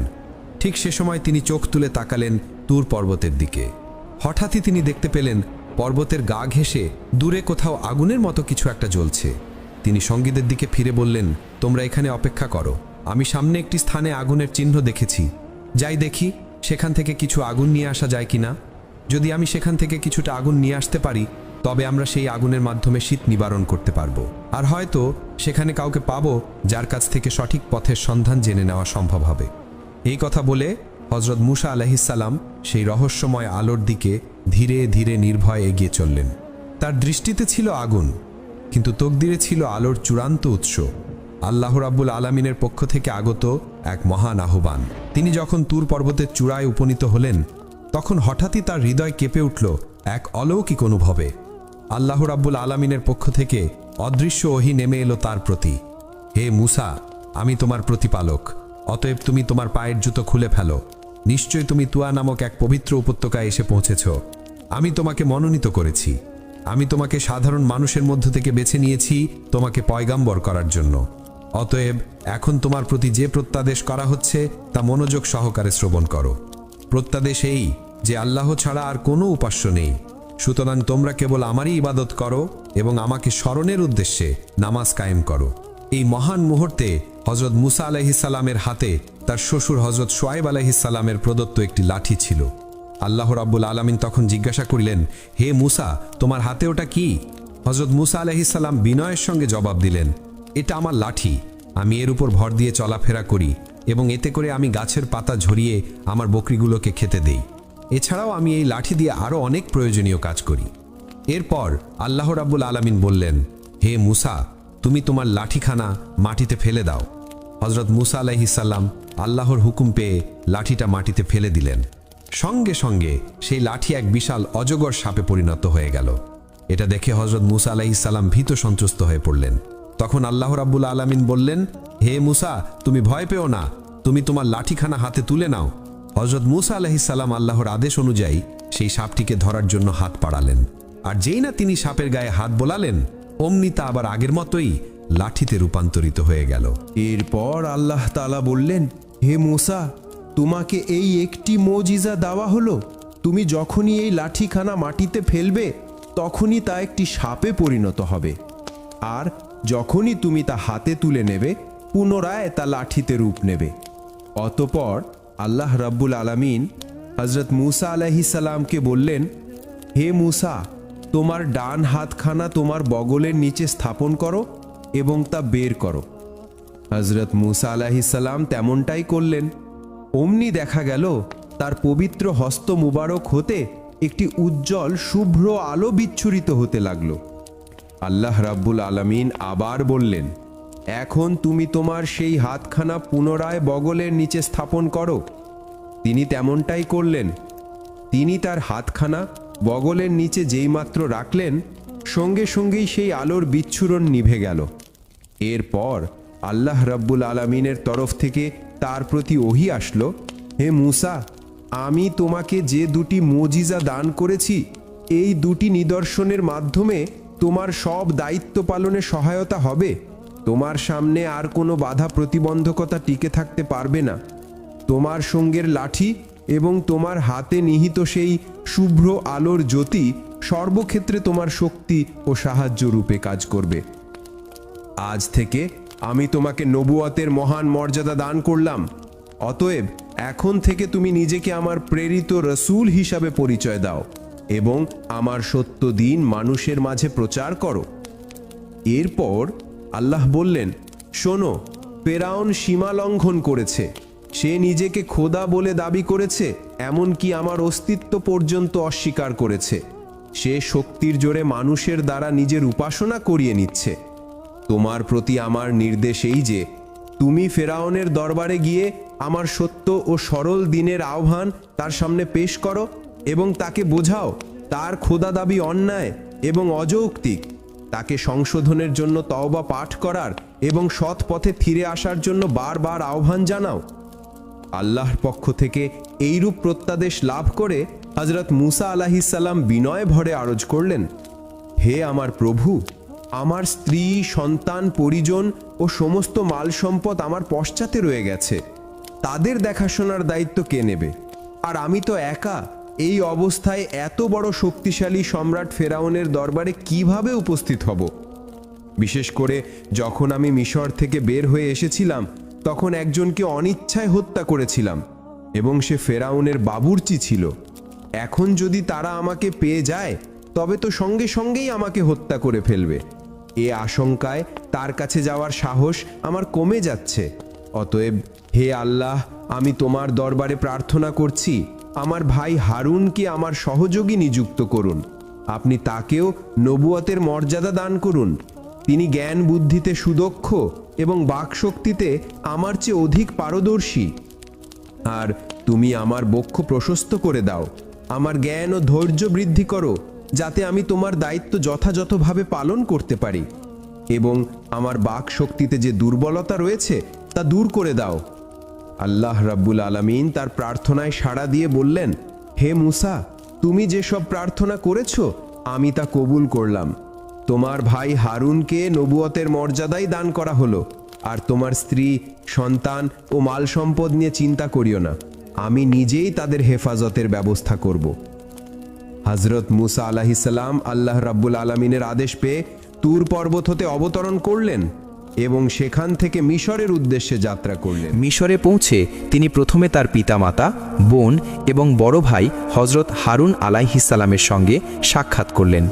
তিনি হজরত হারুনকে জানালেন, হে আমার ভ্রাতা, আল্লাহ রব্বুল আলামিন আপনাকে নবুয়াত দান করেছেন এবং আপনাকে আমার সহযোগী রূপে মনোনীত করেছেন। আর আমাদের প্রতি তিনি এই আদেশ দিয়েছেন যে আমরা যেন অহংকারী ফেরাউনের দরবারে গিয়ে তাকে আল্লাহর পথে আহ্বান করি। অতপর দুই ভাই ফেরাউনের দরবারের উদ্দেশ্যে একত্রে রওনা হলেন। ফেরাউনের প্রাসাদের সম্মুখে অনেক খেজুর গাছ ছিল। ফেরাউন সেই গাছগুলোর সঙ্গে বাঘ ও সিংহ বেঁধে রাখত, যাতে কোনো শত্রু তার প্রাসাদে প্রবেশ করতে না পারে। কিন্তু আল্লাহ রব্বুল আলামিনের অনুগ্রহে যখন হজরত মুসা এবং হজরত হারুন সেই দরজার কাছে পৌঁছালেন, তখন সেই বাঘ ও সিংহগুলো তাদেরকে আক্রমণ করা তো দূরের কথা, বরং তারা মাথা নিচু করে নবীদের প্রতি সালাম ও অভিবাদন জানাতে লাগল। এরপর দুই ভাই ফেরাউনের প্রাসাদের দরজায় গিয়ে দারোয়ানদের বললেন, আমরা আল্লাহর পক্ষ থেকে প্রেরিত দুইজন রাসূল, তোমাদের বাদশাহ ফেরাউনের নিকট সংবাদ পৌঁছে দাও এবং তাকে বলো সে আমাদের সঙ্গে দেখা করুক অথবা আমাদেরকে সরাসরি তার কাছে নিয়ে চলো। দারোয়ানরা এই কথা শুনে বলল, তোমাদের দুজনের মস্তিষ্কে বিকৃতি ঘটেছে নাকি তোমরা পাগল হয়ে গেছো? আমাদের বাদশাহ নিজেই তো একজন খোদা, তোমরা আবার কোন খোদার কাছ থেকে তার কাছে দাওয়াত নিয়ে এসেছো? এখনই এখান থেকে দূর হও। দারোয়ানরা নানা রকম কটূক্তি এবং তাচ্ছিল্য ভরা কথা বলে তাদেরকে বিদায় দিতে চাইল, কিন্তু যখন তারা তাদের চেহারার ভাব ও গম্ভীর এবং ভীতিকর অবস্থা দেখল, তখন তারা তাদেরকে ফেরাউনের নিকটে নিয়ে যেতে বাধ্য হলো। নবীগণ যখন ফেরাউনের দরবারে উপস্থিত হলেন, ফেরাউন হজরত মুসা আলাইহিসসালামকে লক্ষ্য করে বলল, হে মুসা, আমি কি তোমাকে পুত্রের মতো লালন পালন করিনি? তুমি তো বহু বছর আমার আশ্রয়ে ছিলে, তার প্রতিদানে আমি তোমার পক্ষ থেকে কি পেলাম? তুমি তো আমার বাবরচি কারুনকে হত্যা করে পালিয়ে গিয়েছিলে, তুমি একেবারে অকৃতজ্ঞ লোক। হজরত মুসা আলাইহিসসালাম উত্তরে বললেন, হে ফেরাউন, তুমি যা বলেছ তা ঠিক। আমি দীর্ঘদিন তোমার আশ্রয়ে ছিলাম, কিন্তু তখন আমি ছিলাম এক নিরেট অজ্ঞ এবং অদূরদর্শী ব্যক্তি। তাই তোমাদের ভয়েই আমি মিশর ত্যাগ করেছিলাম। তবে এখন আমার প্রতিপালক আমাকে তার রাসূল রূপে তোমার নিকটে প্রেরণ করেছেন। ফেরাউন তখন বলল, কে সেই তোমার প্রতিপালক যে তোমাকে রাসূল ও পয়গম্বর হিসেবে প্রেরণ করেছেন? হজরত মুসা আলাইহিসসালাম বললেন, তিনিই সেই মহান সত্তা যিনি আসমান, জমিন এবং এদের মাঝে যা কিছু আছে সব কিছুর স্রষ্টা ও পালনকর্তা। তিনিই আমাকে রাসূল করে তোমার কাছে পাঠিয়েছেন। এই কথা শুনে ফেরাউন তার সভাসদদের দিকে তাকিয়ে বলল, তোমরা কি শুনলে সে কি বলতে চায়? সে দাবি করছে সে কোনো এক প্রভুর পক্ষ থেকে এসেছে। এমনকি সে দাবি করছে সে নাকি তোমাদের পূর্বপুরুষদের তুলনায় অধিক জ্ঞানী। আমার তো মনে হয় এ নিশ্চিতভাবে পাগল হয়ে গেছে, ওর মস্তিষ্কে সমস্যা দেখা দিয়েছে। হজরত মুসা আলাইহিসসালাম বললেন, আমি মোটেও পাগল নই, বরং আমাকে সমস্ত মহাবিশ্বের স্রষ্টা আল্লাহ রব্বুল আলামিন তোমাদের নিকটে তার রাসূল রূপে প্রেরণ করেছেন। ফেরাউন বলল, হে মূসা, তুমি যদি উপযুক্ত প্রমাণ ছাড়া আমাকে বাদ দিয়ে অন্য কাউকে প্রভু হিসেবে তুলে ধরতে চাও, আর যদি সেই প্রমাণ দিতে ব্যর্থ হও, তবে আমি অবশ্যই তোমাকে বন্দী করব এবং এমন শাস্তি দেব যা বিশ্ববাসীর জন্য একটি দৃষ্টান্ত হয়ে থাকবে। হজরত মূসা আলাইহিসসালাম উত্তরে বললেন, হে ফেরাউন, তুমি তোমার অহংকারপূর্ণ কথাবার্তা পরিত্যাগ করো। তুমি অজ্ঞতার বশবর্তী হয়ে নিজেকে খোদা দাবি করছো। এই দাবি থেকে সরে এসো। তুমি একজন সৃষ্টি, অতএব তুমি কখনোই খোদা হতে পারো না। হে ফেরাউনের সভাসদবৃন্দ, আল্লাহ তাআলা আমাকে তোমাদের নিকট সত্য দিন এবং খাঁটি ধর্ম প্রচারের জন্য তার রাসূল রূপে প্রেরণ করেছেন। অতএব হে ফেরাউন, তুমি স্বীকার করে নাও, লা ইলাহা ইল্লাল্লাহ মূসা কালিমুল্লাহ। ফেরাউন বলল, আমি যদি তোমার এই কালিমা পাঠ করি, তবে তোমার আল্লাহ নিকট থেকে আমি কি পুরস্কার পাব? হজরত মূসা আলাইহিসসালাম বললেন, যদি তুমি মনে প্রাণে এই কালিমা পাঠ করে আল্লাহর প্রতি ঈমান আনো, তবে আল্লাহ রব্বুল আলামিন তোমাকে 3টি মহান পুরস্কার দান করবেন।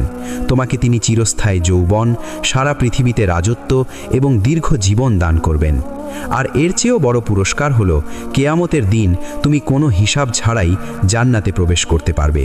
আল্লাহ তাআলা হজরত মূসা আলাইহিসসালামকে নির্দেশ দিয়েছিলেন যে তিনি যেন ফেরাউনের সঙ্গে কোমল ভাষায় কথা বলেন। তাই হজরত মূসা আলাইহিসসালাম তার সঙ্গে নরম ও উত্তম ভঙ্গিতে কথা বলেছিলেন। পরিশেষে হজরত মূসা আলাইহিসসালাম বললেন, হে ফেরাউন, আমি তোমাকে যেই কালিমার দাওয়াত দিলাম, তুমি তা নিয়ে গভীরভাবে চিন্তা করো। এই কথা বলে হজরত মূসা ও হজরত হারুন সেখান থেকে বিদায় গ্রহণ করলেন। হজরত মূসা বিদায় নেওয়ার পর ফেরাউন তার উজির হামানের দিকে তাকিয়ে বলল, হামান, তুমি তো মূসার কথা শুনলে, এখন বলো তো আমার কি করা উচিত? উজির হামান বলল, জাহাপানা, বহুদিন ধরে আপনি নিজেকে খোদা বলে দাবি করে আসছেন। রাজ্যের মধ্যে বনি ইসরায়েল ছাড়া প্রায় সকলেই আপনাকে খোদা হিসেবে মেনে নিয়েছে এবং পূজা অর্চনাও করে যাচ্ছে। এখন আপনি যদি হঠাৎ করে এই খোদার দাবি থেকে সরে গিয়ে মূসার খোদাকে খোদা বলে মেনে নেন, তবে প্রজারা আপনাকে নিয়ে হাসাহাসি করবে, বিদ্রুপ করবে। তখন রাজ্যে আপনার আর কোনো গুরুত্ব থাকবে না এবং আপনার সম্মান ও মর্যাদা সবই নষ্ট হয়ে যাবে। অতএব আমার পরামর্শ, আপনি কোনো অবস্থাতেই মূসার কথায় প্রলুব্ধ হয়ে নিজের মর্যাদা বিসর্জন দিয়ে তার খোদার প্রতি ঈমান আনবেন না। উজির হামানের এই কথায় ফেরাউনের মন তুষ্ট হয়ে গেল, আর সে আবারও পূর্বের মতো কঠোর হয়ে উঠল। পরের দিন হজরত মূসা এবং তার ভাই হজরত হারুন ফেরাউনের দরবারে উপস্থিত হলেন। তখন ফেরাউন হজরত মূসা আলাইহিসসালামকে উদ্দেশ্য করে বলল, হে মূসা, তোমার খোদার কি প্রমাণ আছে? তুমি যে বলো তোমার প্রভু আল্লাহ, তবে তার পক্ষ থেকে প্রেরিত রাসূল হিসেবে তোমার কাছে কি সাক্ষ্য প্রমাণ রয়েছে? হজরত মূসা আলাইহিসসালাম বললেন, আমি যদি তোমার কাছে এমন প্রমাণ পেশ করি যা তুমি নিজ চোখে দেখতে পারো, তবে কি তুমি আল্লাহর প্রতি ঈমান আনবে? ফেরাউন বলল, তুমি যদি সত্যবাদী হয়ে থাকো তবে সেই প্রমাণ পেশ করো, এরপর আমি ভেবে দেখব। তখন হজরত মূসা আলাইহিসসালাম তার হাতে থাকা লাঠি মাটিতে ফেলে দিলেন। সঙ্গে সঙ্গে তা একটি বিশাল ভয়ঙ্কর সাপে রূপান্তরিত হয়ে গেল এবং সেই সাপ ফনা তুলে ফেরাউনের সিংহাসনের দিকে তীব্র গতিতে এগিয়ে যেতে লাগল। এ দৃশ্য দেখে ফেরাউন আতঙ্কে কাঁপতে লাগল এবং বলল, হে মূসা, তুমি কি আমাকে দ্বীনের দিকে ডাকতে এসেছো নাকি আমার প্রাণ নিতে এসেছো? হজরত মূসা আলাইহিসসালাম উত্তরে বললেন, আমি তোমাকে হত্যা করতে আসিনি, বরং আমি তোমাকে আল্লাহর একত্বের পথে আহ্বান জানাতে এসেছি। এরপর তিনি সাপটিকে স্পর্শ করলেন এবং সঙ্গে সঙ্গে তা পুনরায় লাঠিতে পরিণত হয়ে গেল। ফেরাউন কিছুটা স্বস্তি অনুভব করে আবার সিংহাসনে বসে পড়ল। এরপর হজরত মূসা আলাইহিসসালাম তার হাত বগলের নিচে রাখলেন এবং পুনরায় বের করলেন। তখন তার পবিত্র হস্ত থেকে একটি অপার্থিব শুভ্র আলো বিচ্ছুরিত হতে লাগল। এটি এমন আলো যার দীপ্তিতে সূর্যের তেজ নিষ্প্রভ হয়ে গেল। কারো চোখে সেই আলো পড়লে চোখ জ্বলসে যাওয়ার উপক্রম হতো। ফেরাউন চিৎকার করে উঠল, হে মূসা, দয়া করে তোমার এই আলো নিভিয়ে দাও, না হলে আমরা সকলেই অন্ধ হয়ে যাব। অতঃপর হজরত মূসা আলাইহিসসালাম আবার তার হস্ত মোবারক বগলের নিচে রাখলেন এবং সঙ্গে সঙ্গে সেই আলো নিভে গেল। এই সব মুজেজা দেখে ফেরাউনের মনে ঈমানের আলো উদিত হতে লাগল। সে আল্লাহ রাব্বুল আলামিনের প্রতি বিশ্বাস স্থাপন করার ইচ্ছা করল। কিন্তু তখন তার প্রধান উজির হামান তাকে সাবধান করে বলল, জাহাপনা, মূসা এক দক্ষ জাদুকর। তার এই কৌশলে আপনি বিভ্রান্ত হবেন না। আপনার রাজ্যে মূসার মতো এমনকি তার থেকেও বড় জাদুকর রয়েছে। আমরা চাইলে তাদের দিয়ে মুসাকে পরাজিত করতে পারি। হামানের কথায় ফেরাউনের সাহস ফিরে এলো এবং তার সিদ্ধান্ত পরিবর্তন হয়ে গেল। তখন হজরত মুসা আলাইহিসসালামকে বলল, হে মুসা, আমার রাজ্যে তোমার মতো অনেক জাদুকর আছে। তুমি যদি তাদের পরাজিত করতে পারো তবে আমি তোমার প্রভুর ওপর ঈমান আনব। হজরত মুসা আলাইহিসসালাম বললেন, তবে তাই হোক। তুমি বলো, কখন তোমার জাদুকরদের সঙ্গে আমার প্রতিযোগিতা হবে? ফেরাউন বলল, সামনে আমাদের একটি উৎসবের দিন রয়েছে। যেদিন বহু মানুষ একত্রিত হবে সেদিনই আমার জাদুকরেরা তোমার সঙ্গে প্রতিযোগিতা করবে। হজরত মুসা আলাইহিসসালাম সম্মতি দিয়ে বললেন, ঠিক আছে, তবে সেই দিনই হবে আমাদের প্রতিযোগিতা। এই কথা বলে হজরত মুসা এবং হজরত হারুন আলাইহিসসালাম ফেরাউনের দরবার থেকে বিদায় নিয়ে চলে গেলেন। এরপর ফেরাউন সারা দেশে লোক পাঠিয়ে দিল জাদুকরদের একত্র করার জন্য। কিছুদিনের মধ্যেই 4000 দক্ষ জাদুকর রাজধানীতে একত্রিত হলো। ফেরাউন মনে করল এই সব জাদুকরদের মাধ্যমেই মুসাকে নিশ্চয়ই পরাজিত করা যাবে। অতঃপর জাদুকরদের উদ্দেশ্যে ফেরাউন বলল, হে জাদুকরগণ, আমি প্রায় 300 বছর ধরে তোমাদের লালন পালন করে এসেছি, কিন্তু ব্যক্তিগত কোনো দরকারে তোমাদের কখনো ডাকিনি। আজ আমার সামনে এক কঠিন বিপদ এসে দাঁড়িয়েছে, অতএব এই বিপদ থেকে উত্তরণ করা আমার জন্য অত্যন্ত জরুরি। তোমরা সবাই তোমাদের সর্বশক্তি দিয়ে চেষ্টা করবে যেন আমি মুক্তি পাই। নিশ্চয়ই তোমরা মুসার কথা শুনেছ, সে একজন বড় জাদুকর। তবে আমি বিশ্বাস করি তোমাদের জাদুর সামনে তার কেরামতি কিছুই না। যদি তোমরা তাকে পরাজিত করতে পারো তবে আমি তোমাদের এমন পুরস্কার দেব যা তোমরা কখনো কল্পনাও করনি। জাদুকরেরা একসঙ্গে বলল, জাহাপনা, আপনি চিন্তা করবেন না, মুসার জাদু আমাদের কৌশলের সামনে কিছুই না। আমরা তাকে পরাজিত করবই, আপনি নিশ্চিন্ত থাকুন, সাফল্য আপনারই হবে। নির্ধারিত তারিখে ফেরাউনের নির্বাচিত 4000 জাদুকর একটি সুবিশাল ও প্রশস্ত ময়দানে উপস্থিত হল। সেই মাঠে উপস্থিত হল দেশের সর্বস্তরের মানুষ। সবাই দেখতে আসছে কে জয়ী হয় আর কে পরাজিত হয়। ময়দানে হাজারো মানুষের ভিড়ে চারিদিক গমগম করতে লাগল। এমন সময় হজরত মুসা আলাইহিসসালাম হাতে তার লাঠি নিয়ে মাঠে প্রবেশ করলেন।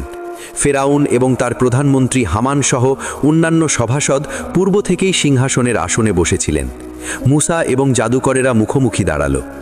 তখন জাদুকরেরা বলল, হে মুসা, তুমি কি আগে তোমার কেরামতি দেখাবে নাকি আমরা আগে আমাদের জাদু প্রদর্শন করব? তখন হজরত মুসা আলাইহিসসালাম বললেন, তোমরাই আগে শুরু করো। তখন জাদুকরেরা কিছু রশি এবং লাঠি মাটিতে রাখল।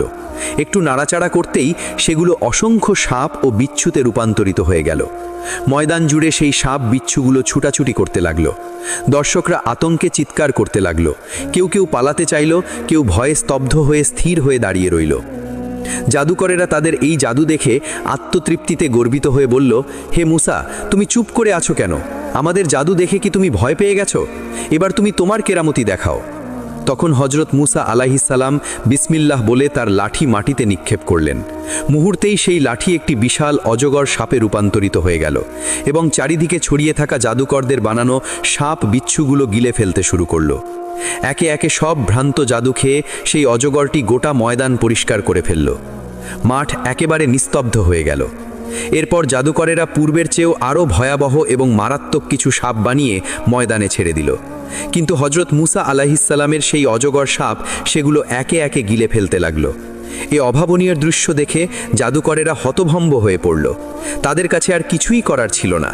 অজগরটির ক্ষুধা যেন শেষ হবার নয়। এবার সে আরও উগ্র এবং ভয়ানক রূপ ধারণ করল। খাবার না পেয়ে সেই সাপটি সোজা ফেরাউনের দিকে ধাবিত হতে লাগল। এ দৃশ্য দেখে ফেরাউন ভয় পেয়ে তার সিংহাসন থেকে লাফিয়ে উঠে প্রাণ বাঁচাতে প্রাসাদের দিকে দৌড়ে পালাতে লাগল। ময়দানে উপস্থিত হাজার হাজার দর্শক আতঙ্কে চিৎকার করতে করতে যে যার দিকে পারল ছুটতে শুরু করল। চারিদিকে ছড়িয়ে পড়ল আতঙ্ক আর অস্থিরতা। ঠিক সেই মুহূর্তে আল্লাহ তাআলার পক্ষ থেকে হজরত মুসা আলাইহিসসালামকে নির্দেশ দেওয়া হলো, হে মুসা, তোমার লাঠিখানা তুমি আবার তুলে নাও, না হলে এই সাপটি সব মানুষকে গিলে ফেলবে। হজরত মুসা আলাইহিসসালাম আল্লাহর নির্দেশ পেয়ে সেই অজগর সাপটির গায়ে হাত বুলিয়ে দিলেন। সঙ্গে সঙ্গে তা পূর্বের মতোই একটি সাধারণ লাঠিতে পরিণত হয়ে গেল। জাদুকরেরা এই দৃশ্য দেখে ভাবনার অকুল দরিয়ায় ডুবে গেল। তারা বুঝতে পারল হজরত মুসা আলাইহিসসালাম যা দেখিয়েছেন এটি কোনো জাদু নয়, কারণ জাদুবিদ্যায় তাদের ছিল অগাধ জ্ঞান ও অভিজ্ঞতা। তারা স্পষ্ট উপলব্ধি করল এ কোনো মানবিক কৌশল নয়, বরং এ এক আসমানি শক্তির প্রকাশ। তারা নিশ্চিত হল হজরত মুসা আলাইহিসসালাম নিশ্চয়ই আল্লাহ তাআলার প্রেরিত একজন নবী। অতঃপর তাদের অন্তর পরিবর্তিত হয়ে গেল। তারা সবাই আল্লাহর প্রতি ঈমান আনল এবং সিজদায় লুটিয়ে পড়ল। তাদের দেখাদেখি অনেক সাধারণ মানুষও হজরত মুসা আলাইহিসসালামের ধর্ম গ্রহণ করল। ফেরাউন যখন দেখল জাদুকরেরা হজরত মুসা আলাইহিসসালামের ধর্ম গ্রহণ করে নিয়েছে, তখন সে ক্রোধে ফেটে পড়তে লাগল। সে জাদুকরদেরকে লক্ষ্য করে বলল, হে বেঈমান জাদুকরেরা, আমি তোমাদেরকে অনুমতি দেওয়ার পূর্বে তোমরা কিভাবে মুসার খোদার প্রতি ঈমান আনলে? এই অপরাধের শাস্তিস্বরূপ আমি তোমাদের হাত পা কেটে দেব, তারপর তোমাদেরকে খেজুর গাছের শুলে আরোহণ করাবো। তখন তোমরা বুঝতে পারবে আমার শাস্তি কত কঠিন ও মারাত্মক। জাদুকরেরা বলল, হে ফেরাউন, আমরা হজরত মুসা আলাইহিসসালামের খোদার যে প্রমাণ পেয়েছি এবং তাকে যে রূপে চিনতে পেরেছি, তাতে তার উপর তোমাকে আমরা কোনোভাবেই স্থান দিতে পারি না। এখন তুমি তোমার যা ইচ্ছা তাই করতে পারো। তবে এই কথা সত্য যে তুমি শুধু আমাদেরকে দুনিয়াতে শাস্তি দিতে পারবে, পরকালে তুমি আমাদের বিন্দুমাত্র ক্ষতি করতে পারবে না। তাদের মুখে এরূপ কথা শুনে ফেরাউন তার জল্লাদদেরকে হুকুম দিল, এই জাদুকরদের একটি হাত ও একটি পা কেটে ফেলো এবং তাদেরকে শুলে চড়াও। জল্লাদেরা রাজ আদেশ পালন করল। জাদুকরদের শরীর থেকে রক্ত ঝরল, কিন্তু তাদের অন্তর ছিল ঈমানে পূর্ণ। তারা শেষ নিঃশ্বাস পর্যন্ত বলে গেল, আমরা আল্লাহর উপর ঈমান এনেছি, আমরা আর কখনো এই ঈমান ত্যাগ করব না। আমরা আমাদের প্রভুর দিকে ফিরে যাচ্ছি। আমরা আশা করি তিনি যেন আমাদের গুনাহ মাফ করে দেন। এই ঘটনার পর হজরত মুসা আলাইহিসসালাম ফেরাউনকে বললেন, হে ফেরাউন, এখনও কি তুমি আল্লাহ রব্বুল আলামিনের প্রতি ঈমান আনবে না? তোমার প্রতি আল্লাহর গজব আসার পূর্বেই তুমি তার উপর ঈমান এনে পাঠ করো, লা ইলাহা ইল্লাল্লাহু মুসা কালিমুল্লাহ। কিন্তু ফেরাউন হজরত মুসা আলাইহিসসালামের কোনো কথাই শুনল না, বরং সে পূর্বের চাইতেও আরও বেশি অহংকারী হয়ে উঠল।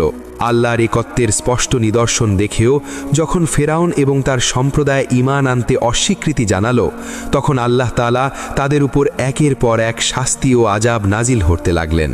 তাদের উপর প্রেরিত হল বন্যা ও অতিবৃষ্টি, পঙ্গপাল, উকুন, ব্যাং এবং দেশের সমস্ত পানি রক্তে পরিণত হওয়ার মতো ভয়াবহ বিপর্যয়। প্রতিটি শাস্তিই ছিল তাদের জন্য সতর্কবার্তা। যখনই এসব আযাব তাদেরকে ঘিরে ধরত, তারা ছুটে যেত হজরত মুসা আলাইহিসসালামের কাছে। আকুতি করে বলতো, হে মুসা, তুমি তোমার প্রতিপালকের নিকটে আমাদের জন্য দোয়া করো। যদি তিনি এই বিপদ আমাদের থেকে দূর করে দেন, তবে অবশ্যই আমরা তার উপর ঈমান আনব। হজরত মুসা আলাইহিসসালাম দোয়া করতেন আর আল্লাহর রহমতে বিপদ কেটে যেত। কিন্তু দুর্ভাগ্যজনকভাবে কষ্ট দূর হলেই ফেরাউনের কওম পূর্বের মতোই অবাধ্যতায় ফিরে যেত। তারা আর ঈমান আনত না। এভাবে প্রায় 12 বছর ধরে আল্লাহ তাআলা তাদের উপর নানা রকমের শাস্তি এবং বিপদ পাঠিয়ে গেলেন, কিন্তু তারা কোনো শিক্ষা গ্রহণ করল না। অবশেষে আল্লাহ রাব্বুল আলামিন তাদের প্রতি ভীষণ বিরক্ত ও রাগান্বিত হয়ে হজরত মুসা আলাইহিসসালামকে নির্দেশ দিলেন, হে মুসা, তুমি বনি ইসরায়েলদের নিয়ে অমুক রাতে মিশর থেকে চুপি চুপি বেরিয়ে পড়ো, যাতে করে কিপ্তিরা কিছুতেই টের না পায়। যখন তোমরা সমুদ্র তীরে পৌঁছাবে, তখন তুমি তোমার লাঠি দিয়ে সাগরের পানিতে আঘাত করবে, আর তখনই সাগরের পানি শুকিয়ে রাস্তা তৈরি হবে এবং সেই পথ ধরে তোমরা নিরাপদে পার হয়ে যেতে পারবে। হজরত মুসা আলাইহিসসালাম আল্লাহর এই নির্দেশ পেয়ে বনি ইসরায়েলদের প্রস্তুত করলেন। চাঁদের আলোতে যখন রাত নেমে এলো, তখন তিনি তাদের নিয়ে যাত্রা শুরু করলেন। বর্ণনা করা হয়েছে সেই রাতে চন্দ্রগ্রহণ হয়েছিল, ফলে কিছুটা অন্ধকার ছিল, আর এই সুযোগেই তারা গোপনে রওনা হয়। রাস্তায় চলতে চলতে এক সময় তারা এমন এক অজানা জায়গায় এসে পৌঁছালো যা কারও চেনা ছিল না। হজরত মুসা আলাইহিসসালাম সঙ্গীদের জিজ্ঞাসা করলেন, তোমরা কেউ কি এই জায়গার পরিচয় জানো? তখন বনি ইসরায়েলের একদল আলেম বললেন, এই পথে আগমনের একটি বিশেষ রহস্য রয়েছে। তা হলো হজরত ইউসুফ আলাইহিসসালামের একটি শেষ ইচ্ছা পূরণ করা। তিনি ইন্তেকালের সময় আল্লাহর কাছে প্রতিশ্রুতি গ্রহণ করেছিলেন যে, হে আল্লাহ, যখন বনি ইসরায়েল মিশর ত্যাগ করবে, তখন যেন আমার দেহ সেই সিন্দুক সহ ফিলিস্তিনে নিয়ে যাওয়া হয়। এ কথা শুনে হজরত মুসা আলাইহিসসালাম জিজ্ঞাসা করলেন, তবে এমন কে আছে যে হজরত ইউসুফ আলাইহিসসালামের কবরের সঠিক অবস্থান জানে? লোকেরা বলল, হে আল্লাহর নবী, আমাদের মাঝে কেবল একটি বৃদ্ধা রয়েছেন যিনি এই বিষয়ে জানেন। তখন হজরত মুসা আলাইহিসসালাম বৃদ্ধাকে ডেকে বললেন, হে বৃদ্ধা, আমরা তোমার কাছে জানতে চাই হজরত ইউসুফ আলাইহিসসালামের কবর কোথায় রয়েছে। তখন বৃদ্ধা বলল, হে আল্লাহর নবী, আমি আপনার সম্পর্কের একটি সিদ্ধান্ত জানানোর পূর্বে আমি হজরত ইউসুফ আলাইহিসসালামের কবর সম্পর্কে আপনাকে অবহিত করব না। হজরত মুসা আলাইহিসসালাম বৃদ্ধার কথা বুঝতে না পেরে জিজ্ঞাসা করলেন, হে বৃদ্ধা, তোমার সম্পর্কের সিদ্ধান্ত বলতে তুমি কি বুঝাতে চাও? তখন বৃদ্ধা বললেন, হে আল্লাহর নবী, আমি আপনার সাথে জান্নাতে একত্রে অবস্থান করতে চাই। আপনি যদি আমাকে এই প্রতিশ্রুতি দিতে পারেন তাহলেই আমি আপনাকে হজরত ইউসুফ আলাইহিসসালামের কবর দেখিয়ে দেব। কিন্তু হজরত মুসা আলাইহিসসালাম নিজে থেকে সিদ্ধান্ত দিতে না পেরে নিরুপায় হয়ে গেলেন। তখন আল্লাহ রব্বুল আলামিনের পক্ষ থেকে ওহী আসলো, হে মুসা, তুমি বৃদ্ধাকে এই প্রতিশ্রুতি দিতে পারো। আল্লাহ রব্বুল আলামিনের নির্দেশ পেয়ে হজরত মুসা আলাইহিসসালাম বৃদ্ধাকে প্রতিশ্রুতি দিলেন। অতঃপর বৃদ্ধা তাকে একটি কূপের কাছে নিয়ে গিয়ে বললেন, হে আল্লাহর নবী, এই কূপের পানি সম্পূর্ণরূপে সিঞ্চন করে ফেলুন। এই কূপের নিচেই হজরত ইউসুফ আলাইহিসসালামের কবর মুবারক রয়েছে। বৃদ্ধার কথা মতো সেই কূপের পানি সিঞ্চন করা হলো। এরপর দেখা গেল হজরত ইউসুফ আলাইহিসসালামের লাশ মুবারক একটি সিন্দুকে রেখে সমাহিত করা হয়েছে। অতঃপর সেই সিন্দুকটি উপরে তোলা হলো এবং লাশের সিন্দুক নিয়ে হজরত মুসা আলাইহিসসালাম বনি ইসরায়েলদের সঙ্গে পথ চলতে লাগলেন। তাদের পথ চলার সময় সেই লাশ থেকে এত নূর বিচ্ছুরিত হচ্ছিল যেন সূর্যের আলোর বিকিরণ হচ্ছে। হজরত মুসা আলাইহিসসালাম বনি ইসরায়েলদের নিয়ে লোহিত সাগরের দিকে অগ্রসর হচ্ছিলেন। সকালবেলা কিপ্তিরা বনি ইসরায়েলদের ঘরে ঘরে গিয়ে দেখতে পেল তাদের কাউকেই আর খুঁজে পাওয়া যাচ্ছে না। তখনই তারা বুঝতে পারল বনি ইসরায়েল মিশর ত্যাগ করেছে। এই সংবাদ তারা দ্রুত ফেরাউনের কাছে পৌঁছে দিল। খবর শোনার পর ফেরাউন ক্ষোভে ফেটে পড়ল। সে উপস্থিত জনতা ও তার সেনাবাহিনীর মাঝে উত্তেজনা ছড়াতে বলল, দেখো, বনি ইসরায়েলরা আমাদের সঙ্গে প্রতারণা করেছে। তারা গোপনে পালিয়ে গেছে। এটা আমাদের জন্য চরম অপমান। এখন আমাদের দায়িত্ব তাদের ধরে এনে কঠিন শাস্তি দেওয়া। এরপর ফেরাউন উচ্চকণ্ঠে আদেশ জারি করল, আমার সমস্ত সৈন্য সামন্ত প্রস্তুত করো এবং অস্ত্রশস্ত্রে সজ্জিত হয়ে তৎক্ষণাৎ রওনা হও। আমরা বনি ইসরায়েলদের ধরে ফিরিয়ে আনব। ফেরাউনের এই নির্দেশে তার বাহিনী দ্রুত অস্ত্র ধারণ করে রাজাদেশ অনুযায়ী নির্ধারিত স্থানে একত্রিত হল। অতঃপর ফেরাউন একটি বিশাল সৈন্যবাহিনী নিয়ে হজরত মুসা আলাইহিসসালাম এবং বনি ইসরায়েলদের পিছু ধাওয়া করতে শুরু করল। তার সেনাবাহিনী অত্যন্ত দ্রুতগতিতে পথ অতিক্রম করছিল। সামান্যতম বিরতির কথাও তাদের মনে স্থান পায়নি, কারণ তারা জানত একবার থেমে গেলে শিকার হাতছাড়া হয়ে যাবে, আর তারা কিছুতেই বনি ইসরায়েলদের হাতছাড়া করতে চাচ্ছিল না। এদিকে হজরত মুসা আলাইহিসসালাম লোহিত সাগরের তীরে পৌঁছে গেছেন। বনি ইসরায়েল পিছনে তাকিয়ে দেখল ফেরাউন পঙ্গপালের মতো এক বিশাল সেনাবাহিনী নিয়ে তাদের দিকে ধেয়ে আসছে। দৃশ্যটি ছিল অত্যন্ত ভয়াবহ ও ভীতিকর। এই অবস্থায় বনি ইসরায়েলের অন্তরে চরম হতাশা ও আতঙ্কের ছায়া নেমে এলো। তারা মনে করতে লাগলো এবার মনে হয় তাদের মৃত্যু অনিবার্য। এতদিন ফেরাউনের দমনপীড়নের হাত থেকে মুক্তির আশায় তারা মিশর ত্যাগ করেছিল, কিন্তু আজ সেই ফেরাউনই তার সকল শক্তি নিয়ে তাদের ধ্বংস করতে এগিয়ে আসছে। কিন্তু তখনকার পরিস্থিতি ছিল অত্যন্ত ভয়াবহ ও সংকটপূর্ণ।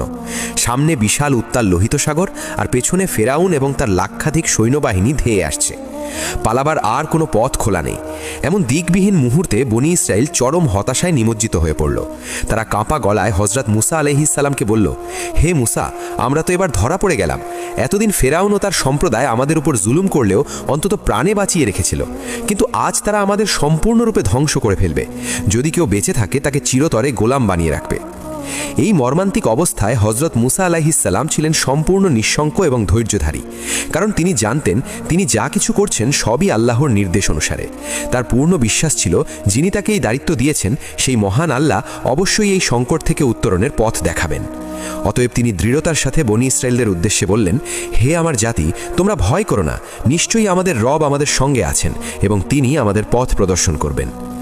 মিশর ত্যাগের পূর্বে আল্লাহ তাআলা ওহির মাধ্যমে হজরত মুসা আলাইহিসসালামকে জানিয়ে দিয়েছিলেন, যখন তুমি সাগরের তীরে পৌঁছাবে তখন তোমার লাঠি দ্বারা পানিতে আঘাত করবে। তখন তোমাদের জন্য সাগরের মাঝে একটি শুষ্ক পথ সৃষ্টি হয়ে যাবে। কিন্তু উত্তেজনা ও মানবিক অস্থিরতার কারণে হজরত মুসা আলাইহিসসালাম সাময়িকভাবে সে নির্দেশ ভুলে গিয়েছিলেন। পিছনে ফেরাউন ও তার সৈন্যদের ধাবমান গর্জন, সামনে বিস্তৃত সাগর। এই অবস্থায় বনি ইসরায়েলদের ভয় ও আর্তনাদ আরও তীব্র হয়ে উঠল। তারা যেন মৃত্যু ঘনিয়ে আসতে দেখছিল। এই সময় আল্লাহ তাআলার পক্ষ থেকে পুনরায় ওহী এলো, হে মুসা, তুমি তোমার লাঠি দিয়ে সাগরের উপর আঘাত করো। হজরত মুসা আলাইহিসসালাম আল্লাহর আদেশ পেয়ে তার লাঠি দিয়ে সাগরের পানিতে আঘাত করলেন। সঙ্গে সঙ্গে এক অলৌকিক ঘটনা ঘটল। লোহিত সাগরের পানি দুই দিকে ভাগ হয়ে গেল এবং বনি ইসরায়েলের 12টি গোত্রের জন্য সৃষ্টি হলো 12টি পৃথক রাস্তা। পানির দুই ধারে বরফের শক্ত দেয়ালের মতো দাঁড়িয়ে গেল। সেই পথের মাঝখানে আল্লাহ এমন ব্যবস্থাও করলেন যাতে একটি গোত্র আরেক গোত্রকে দেখতে পারে এবং কথাও বলতে পারে। একসাথে তারা দ্রুত গতিতে সাগর পেরিয়ে নিরাপদে অপর তীরে পৌঁছাতে পারে। বনি ইসরায়েলেরা দ্রুত গতিতে সেই অলৌকিক সাগরের পথ ধরে অগ্রসর হচ্ছিল, আর ঠিক তখনই ফেরাউন তার সৈন্য সামন্ত নিয়ে লোহিত সাগরের তীরে এসে পৌঁছল। সেখানে এসে তারা নিজের চোখে সেই অভাবনীয় দৃশ্য প্রত্যক্ষ করল, সাগরের পানির মাঝে প্রশস্ত পথ। এই অপার্থিব দৃশ্য দেখে ফেরাউনের সৈন্যরা হতবাক হয়ে গেল। তারা এমন এক অলৌকিক ঘটনা প্রত্যক্ষ করছিল যা মানুষ কোনোদিন স্বপ্নেও ভাবতে পারেনি, কিন্তু আজ তা বাস্তবে তাদের সামনে দাঁড়িয়েছিল। বিস্ময়ে অভিভূত সৈন্যরা নীরব হয়ে দাঁড়িয়ে রইল, কেউ কিছু বলতে পারল না, যেন ভাষাও হারিয়ে গেছে। এই সময় ফেরাউন গভীর চিন্তায় ডুবে গেল। তার মনে সন্দেহ জাগল, এটা কি মুসার কোনো জাদু নাকি সত্যিই তার প্রভুর মোজেজা? তার মনে দ্বন্দ্ব শুরু হলো। সে ভাবতে লাগলো, যদি আমার লোকেরা এটাকে মুসার অলৌকিক ক্ষমতা বা আল্লাহর কুদরত হিসেবে বিশ্বাস করে, তাহলে তো তারা আমার প্রতি ঈমান আনবে, আর যদি তারা বিশ্বাস স্থাপন করে, তাহলে তো আমার এতদিনের খোদা হওয়ার দাবি মুহূর্তেই মাটিতে মিশে যাবে। তখন তো আমার সিংহাসন, গৌরব এবং অহংকার সব কিছু ধ্বংস হয়ে যাবে, আর জনগণের চোখে আমি লাঞ্ছিত ও অপমানিত হব। ফেরাউন এখানেও প্রতারণার আশ্রয় নিল। সে তার সৈন্য সামন্তদের উদ্দেশ্যে বলল, তোমরা দাঁড়িয়ে দেখছো কেন? এই পথ আমি সৃষ্টি করেছি। আমার ভয়ে সাগর নিজেই বিদীর্ণ হয়ে পথ তৈরি করেছে। তোমরা এগিয়ে চলো, সবাই সাগরের পথে নেমে যাও। কিন্তু এই কথা বললেও ফেরাউনের অন্তরে ভয় গেঁথে গিয়েছিল। তার মনে হচ্ছিল, যদি এটা মুসার অলৌকিক শক্তির ফল হয়, যদি আমি সৈন্য সামন্ত নিয়ে এই পথে নামি আর হঠাৎ সাগরের পানি একত্রিত হয়ে যায়, তাহলে তা আমাদের সবার সমাধি হয়ে যাবে। এই ভয়ে ফেরাউন সাগরে নামতে সাহস পাচ্ছিল না, কিন্তু আল্লাহর ইচ্ছা পূরণ যে হতেই হবে। অতঃপর আল্লাহর আদেশে হজরত জিব্রাইল আলাইহিস সালাম ঘোড়া সোয়ারের রূপ ধারণ করে ফেরাউনের ঘোড়ার সামনে এসে দাঁড়ালেন। ফেরাউনের ঘোড়া হজরত জিব্রাইল আলাইহিস সালামের ঘোড়াকে অনুসরণ করে সাগরের পথে এগিয়ে গেল। ফেরাউন লাগাম টেনে থামানোর অনেক চেষ্টা করল, কিন্তু ব্যর্থ হলো। অবশেষে তার ঘোড়া দৌড়ে গিয়ে সাগরের মধ্যে প্রবেশ করল। এটা দেখে সৈন্যরা ধারণা করল ফেরাউন নিজেই পথ ধরেছে, তাই তারাও সাগরের ভেতরে প্রবেশ করল। পুরো বাহিনী সাগরের ভেতরে প্রবেশ করার পরেও সাগরের রাস্তা তখনও অক্ষত ছিল। এদিকে বনি ইসরাইল সাগরের অপর পারে পৌঁছে গেল। তারা পিছনে ফিরে তাকিয়ে ফেরাউন তার বাহিনীকে আসতে দেখে আতঙ্কে কাঁপতে লাগল, কারণ ফেরাউনের বাহিনী ছিল অস্ত্রধারী ও অশ্বারোহী, আর তারা ছিল নিরস্ত্র ও পদাতিক। যদি ধরা পড়ে যায় তাহলে সব শেষ, এই আশঙ্কায় তারা ভীষণভাবে উদ্বিগ্ন হয়ে পড়ল। অবশেষে যখন ফেরাউনের শেষ সৈন্যটিও সাগরের রাস্তায় প্রবেশ করল এবং বনি ইসরায়েলের সবাই সুরক্ষিতভাবে সাগরের অপর পারে পৌঁছে গেল, ঠিক তখনই আল্লাহর আদেশে সাগরের পানি প্রবল জলোচ্ছ্বাসে আছড়ে পড়ল। পানির প্রাচীর যেন ভেঙে ঝাঁপিয়ে পড়ল ফেরাউন ও তার বাহিনীর ওপর। তারা চিৎকার করে বলতে লাগলো, বাঁচাও, আমাদের বাঁচাও। তখন আর কেউ ছিল না তাদের রক্ষা করার জন্য। ডুবতে ডুবতে ফেরাউন অবশেষে বলল, আমি ঈমান আনছি সেই সত্তার প্রতি যার উপর বনি ইসরায়েল ঈমান এনেছে। আমি সাক্ষ্য দিচ্ছি যে তিনি একমাত্র উপাস্য। তখন আল্লাহ রাব্বুল আলামিন বললেন, এখন তুমি ঈমান আনছো, অথচ আগে তুমি ছিলে অমান্যকারী ও সীমালঙ্ঘনকারী। আজ আর তা কবুল হবে না। ফেরাউন ও তার সম্পূর্ণ বাহিনী সাগরের পানিতে নিমজ্জিত হয়ে চিরতরে ধ্বংস হয়ে গেল। সাগরের অপর পারে দাঁড়িয়ে বনি ইসরায়েল এই দৃশ্য প্রত্যক্ষ করল। তারা দেখল কিভাবে আল্লাহ তাআলা অহংকারী ফেরাউন ও তার বাহিনীকে চূড়ান্ত শাস্তি দিয়েছেন। আনন্দে ও কৃতজ্ঞতায় তারা এক কণ্ঠে ধ্বনি তুলল, আল্লাহু আকবার, আল্লাহু আকবার। আকাশ বাতাস মুখরিত হয়ে উঠল এই তাকবীরে। তারা যেন নতুন জীবন ফিরে পেল। তাদের অন্তরে জাগ্রত হলো ঈমান, কৃতজ্ঞতা ও আল্লাহ রাব্বুল আলামিনের প্রতি ভালোবাসা। প্রিয় দর্শক, আজকের এই ঘটনাটি শুধু গল্প নয়, বরং একটি জীবন্ত শিক্ষা। চলুন আমরা সবাই আমাদের জীবনে এই শিক্ষাকে কাজে লাগাই। আল্লাহ যেন আমাদের আমল করার তৌফিক দান করেন।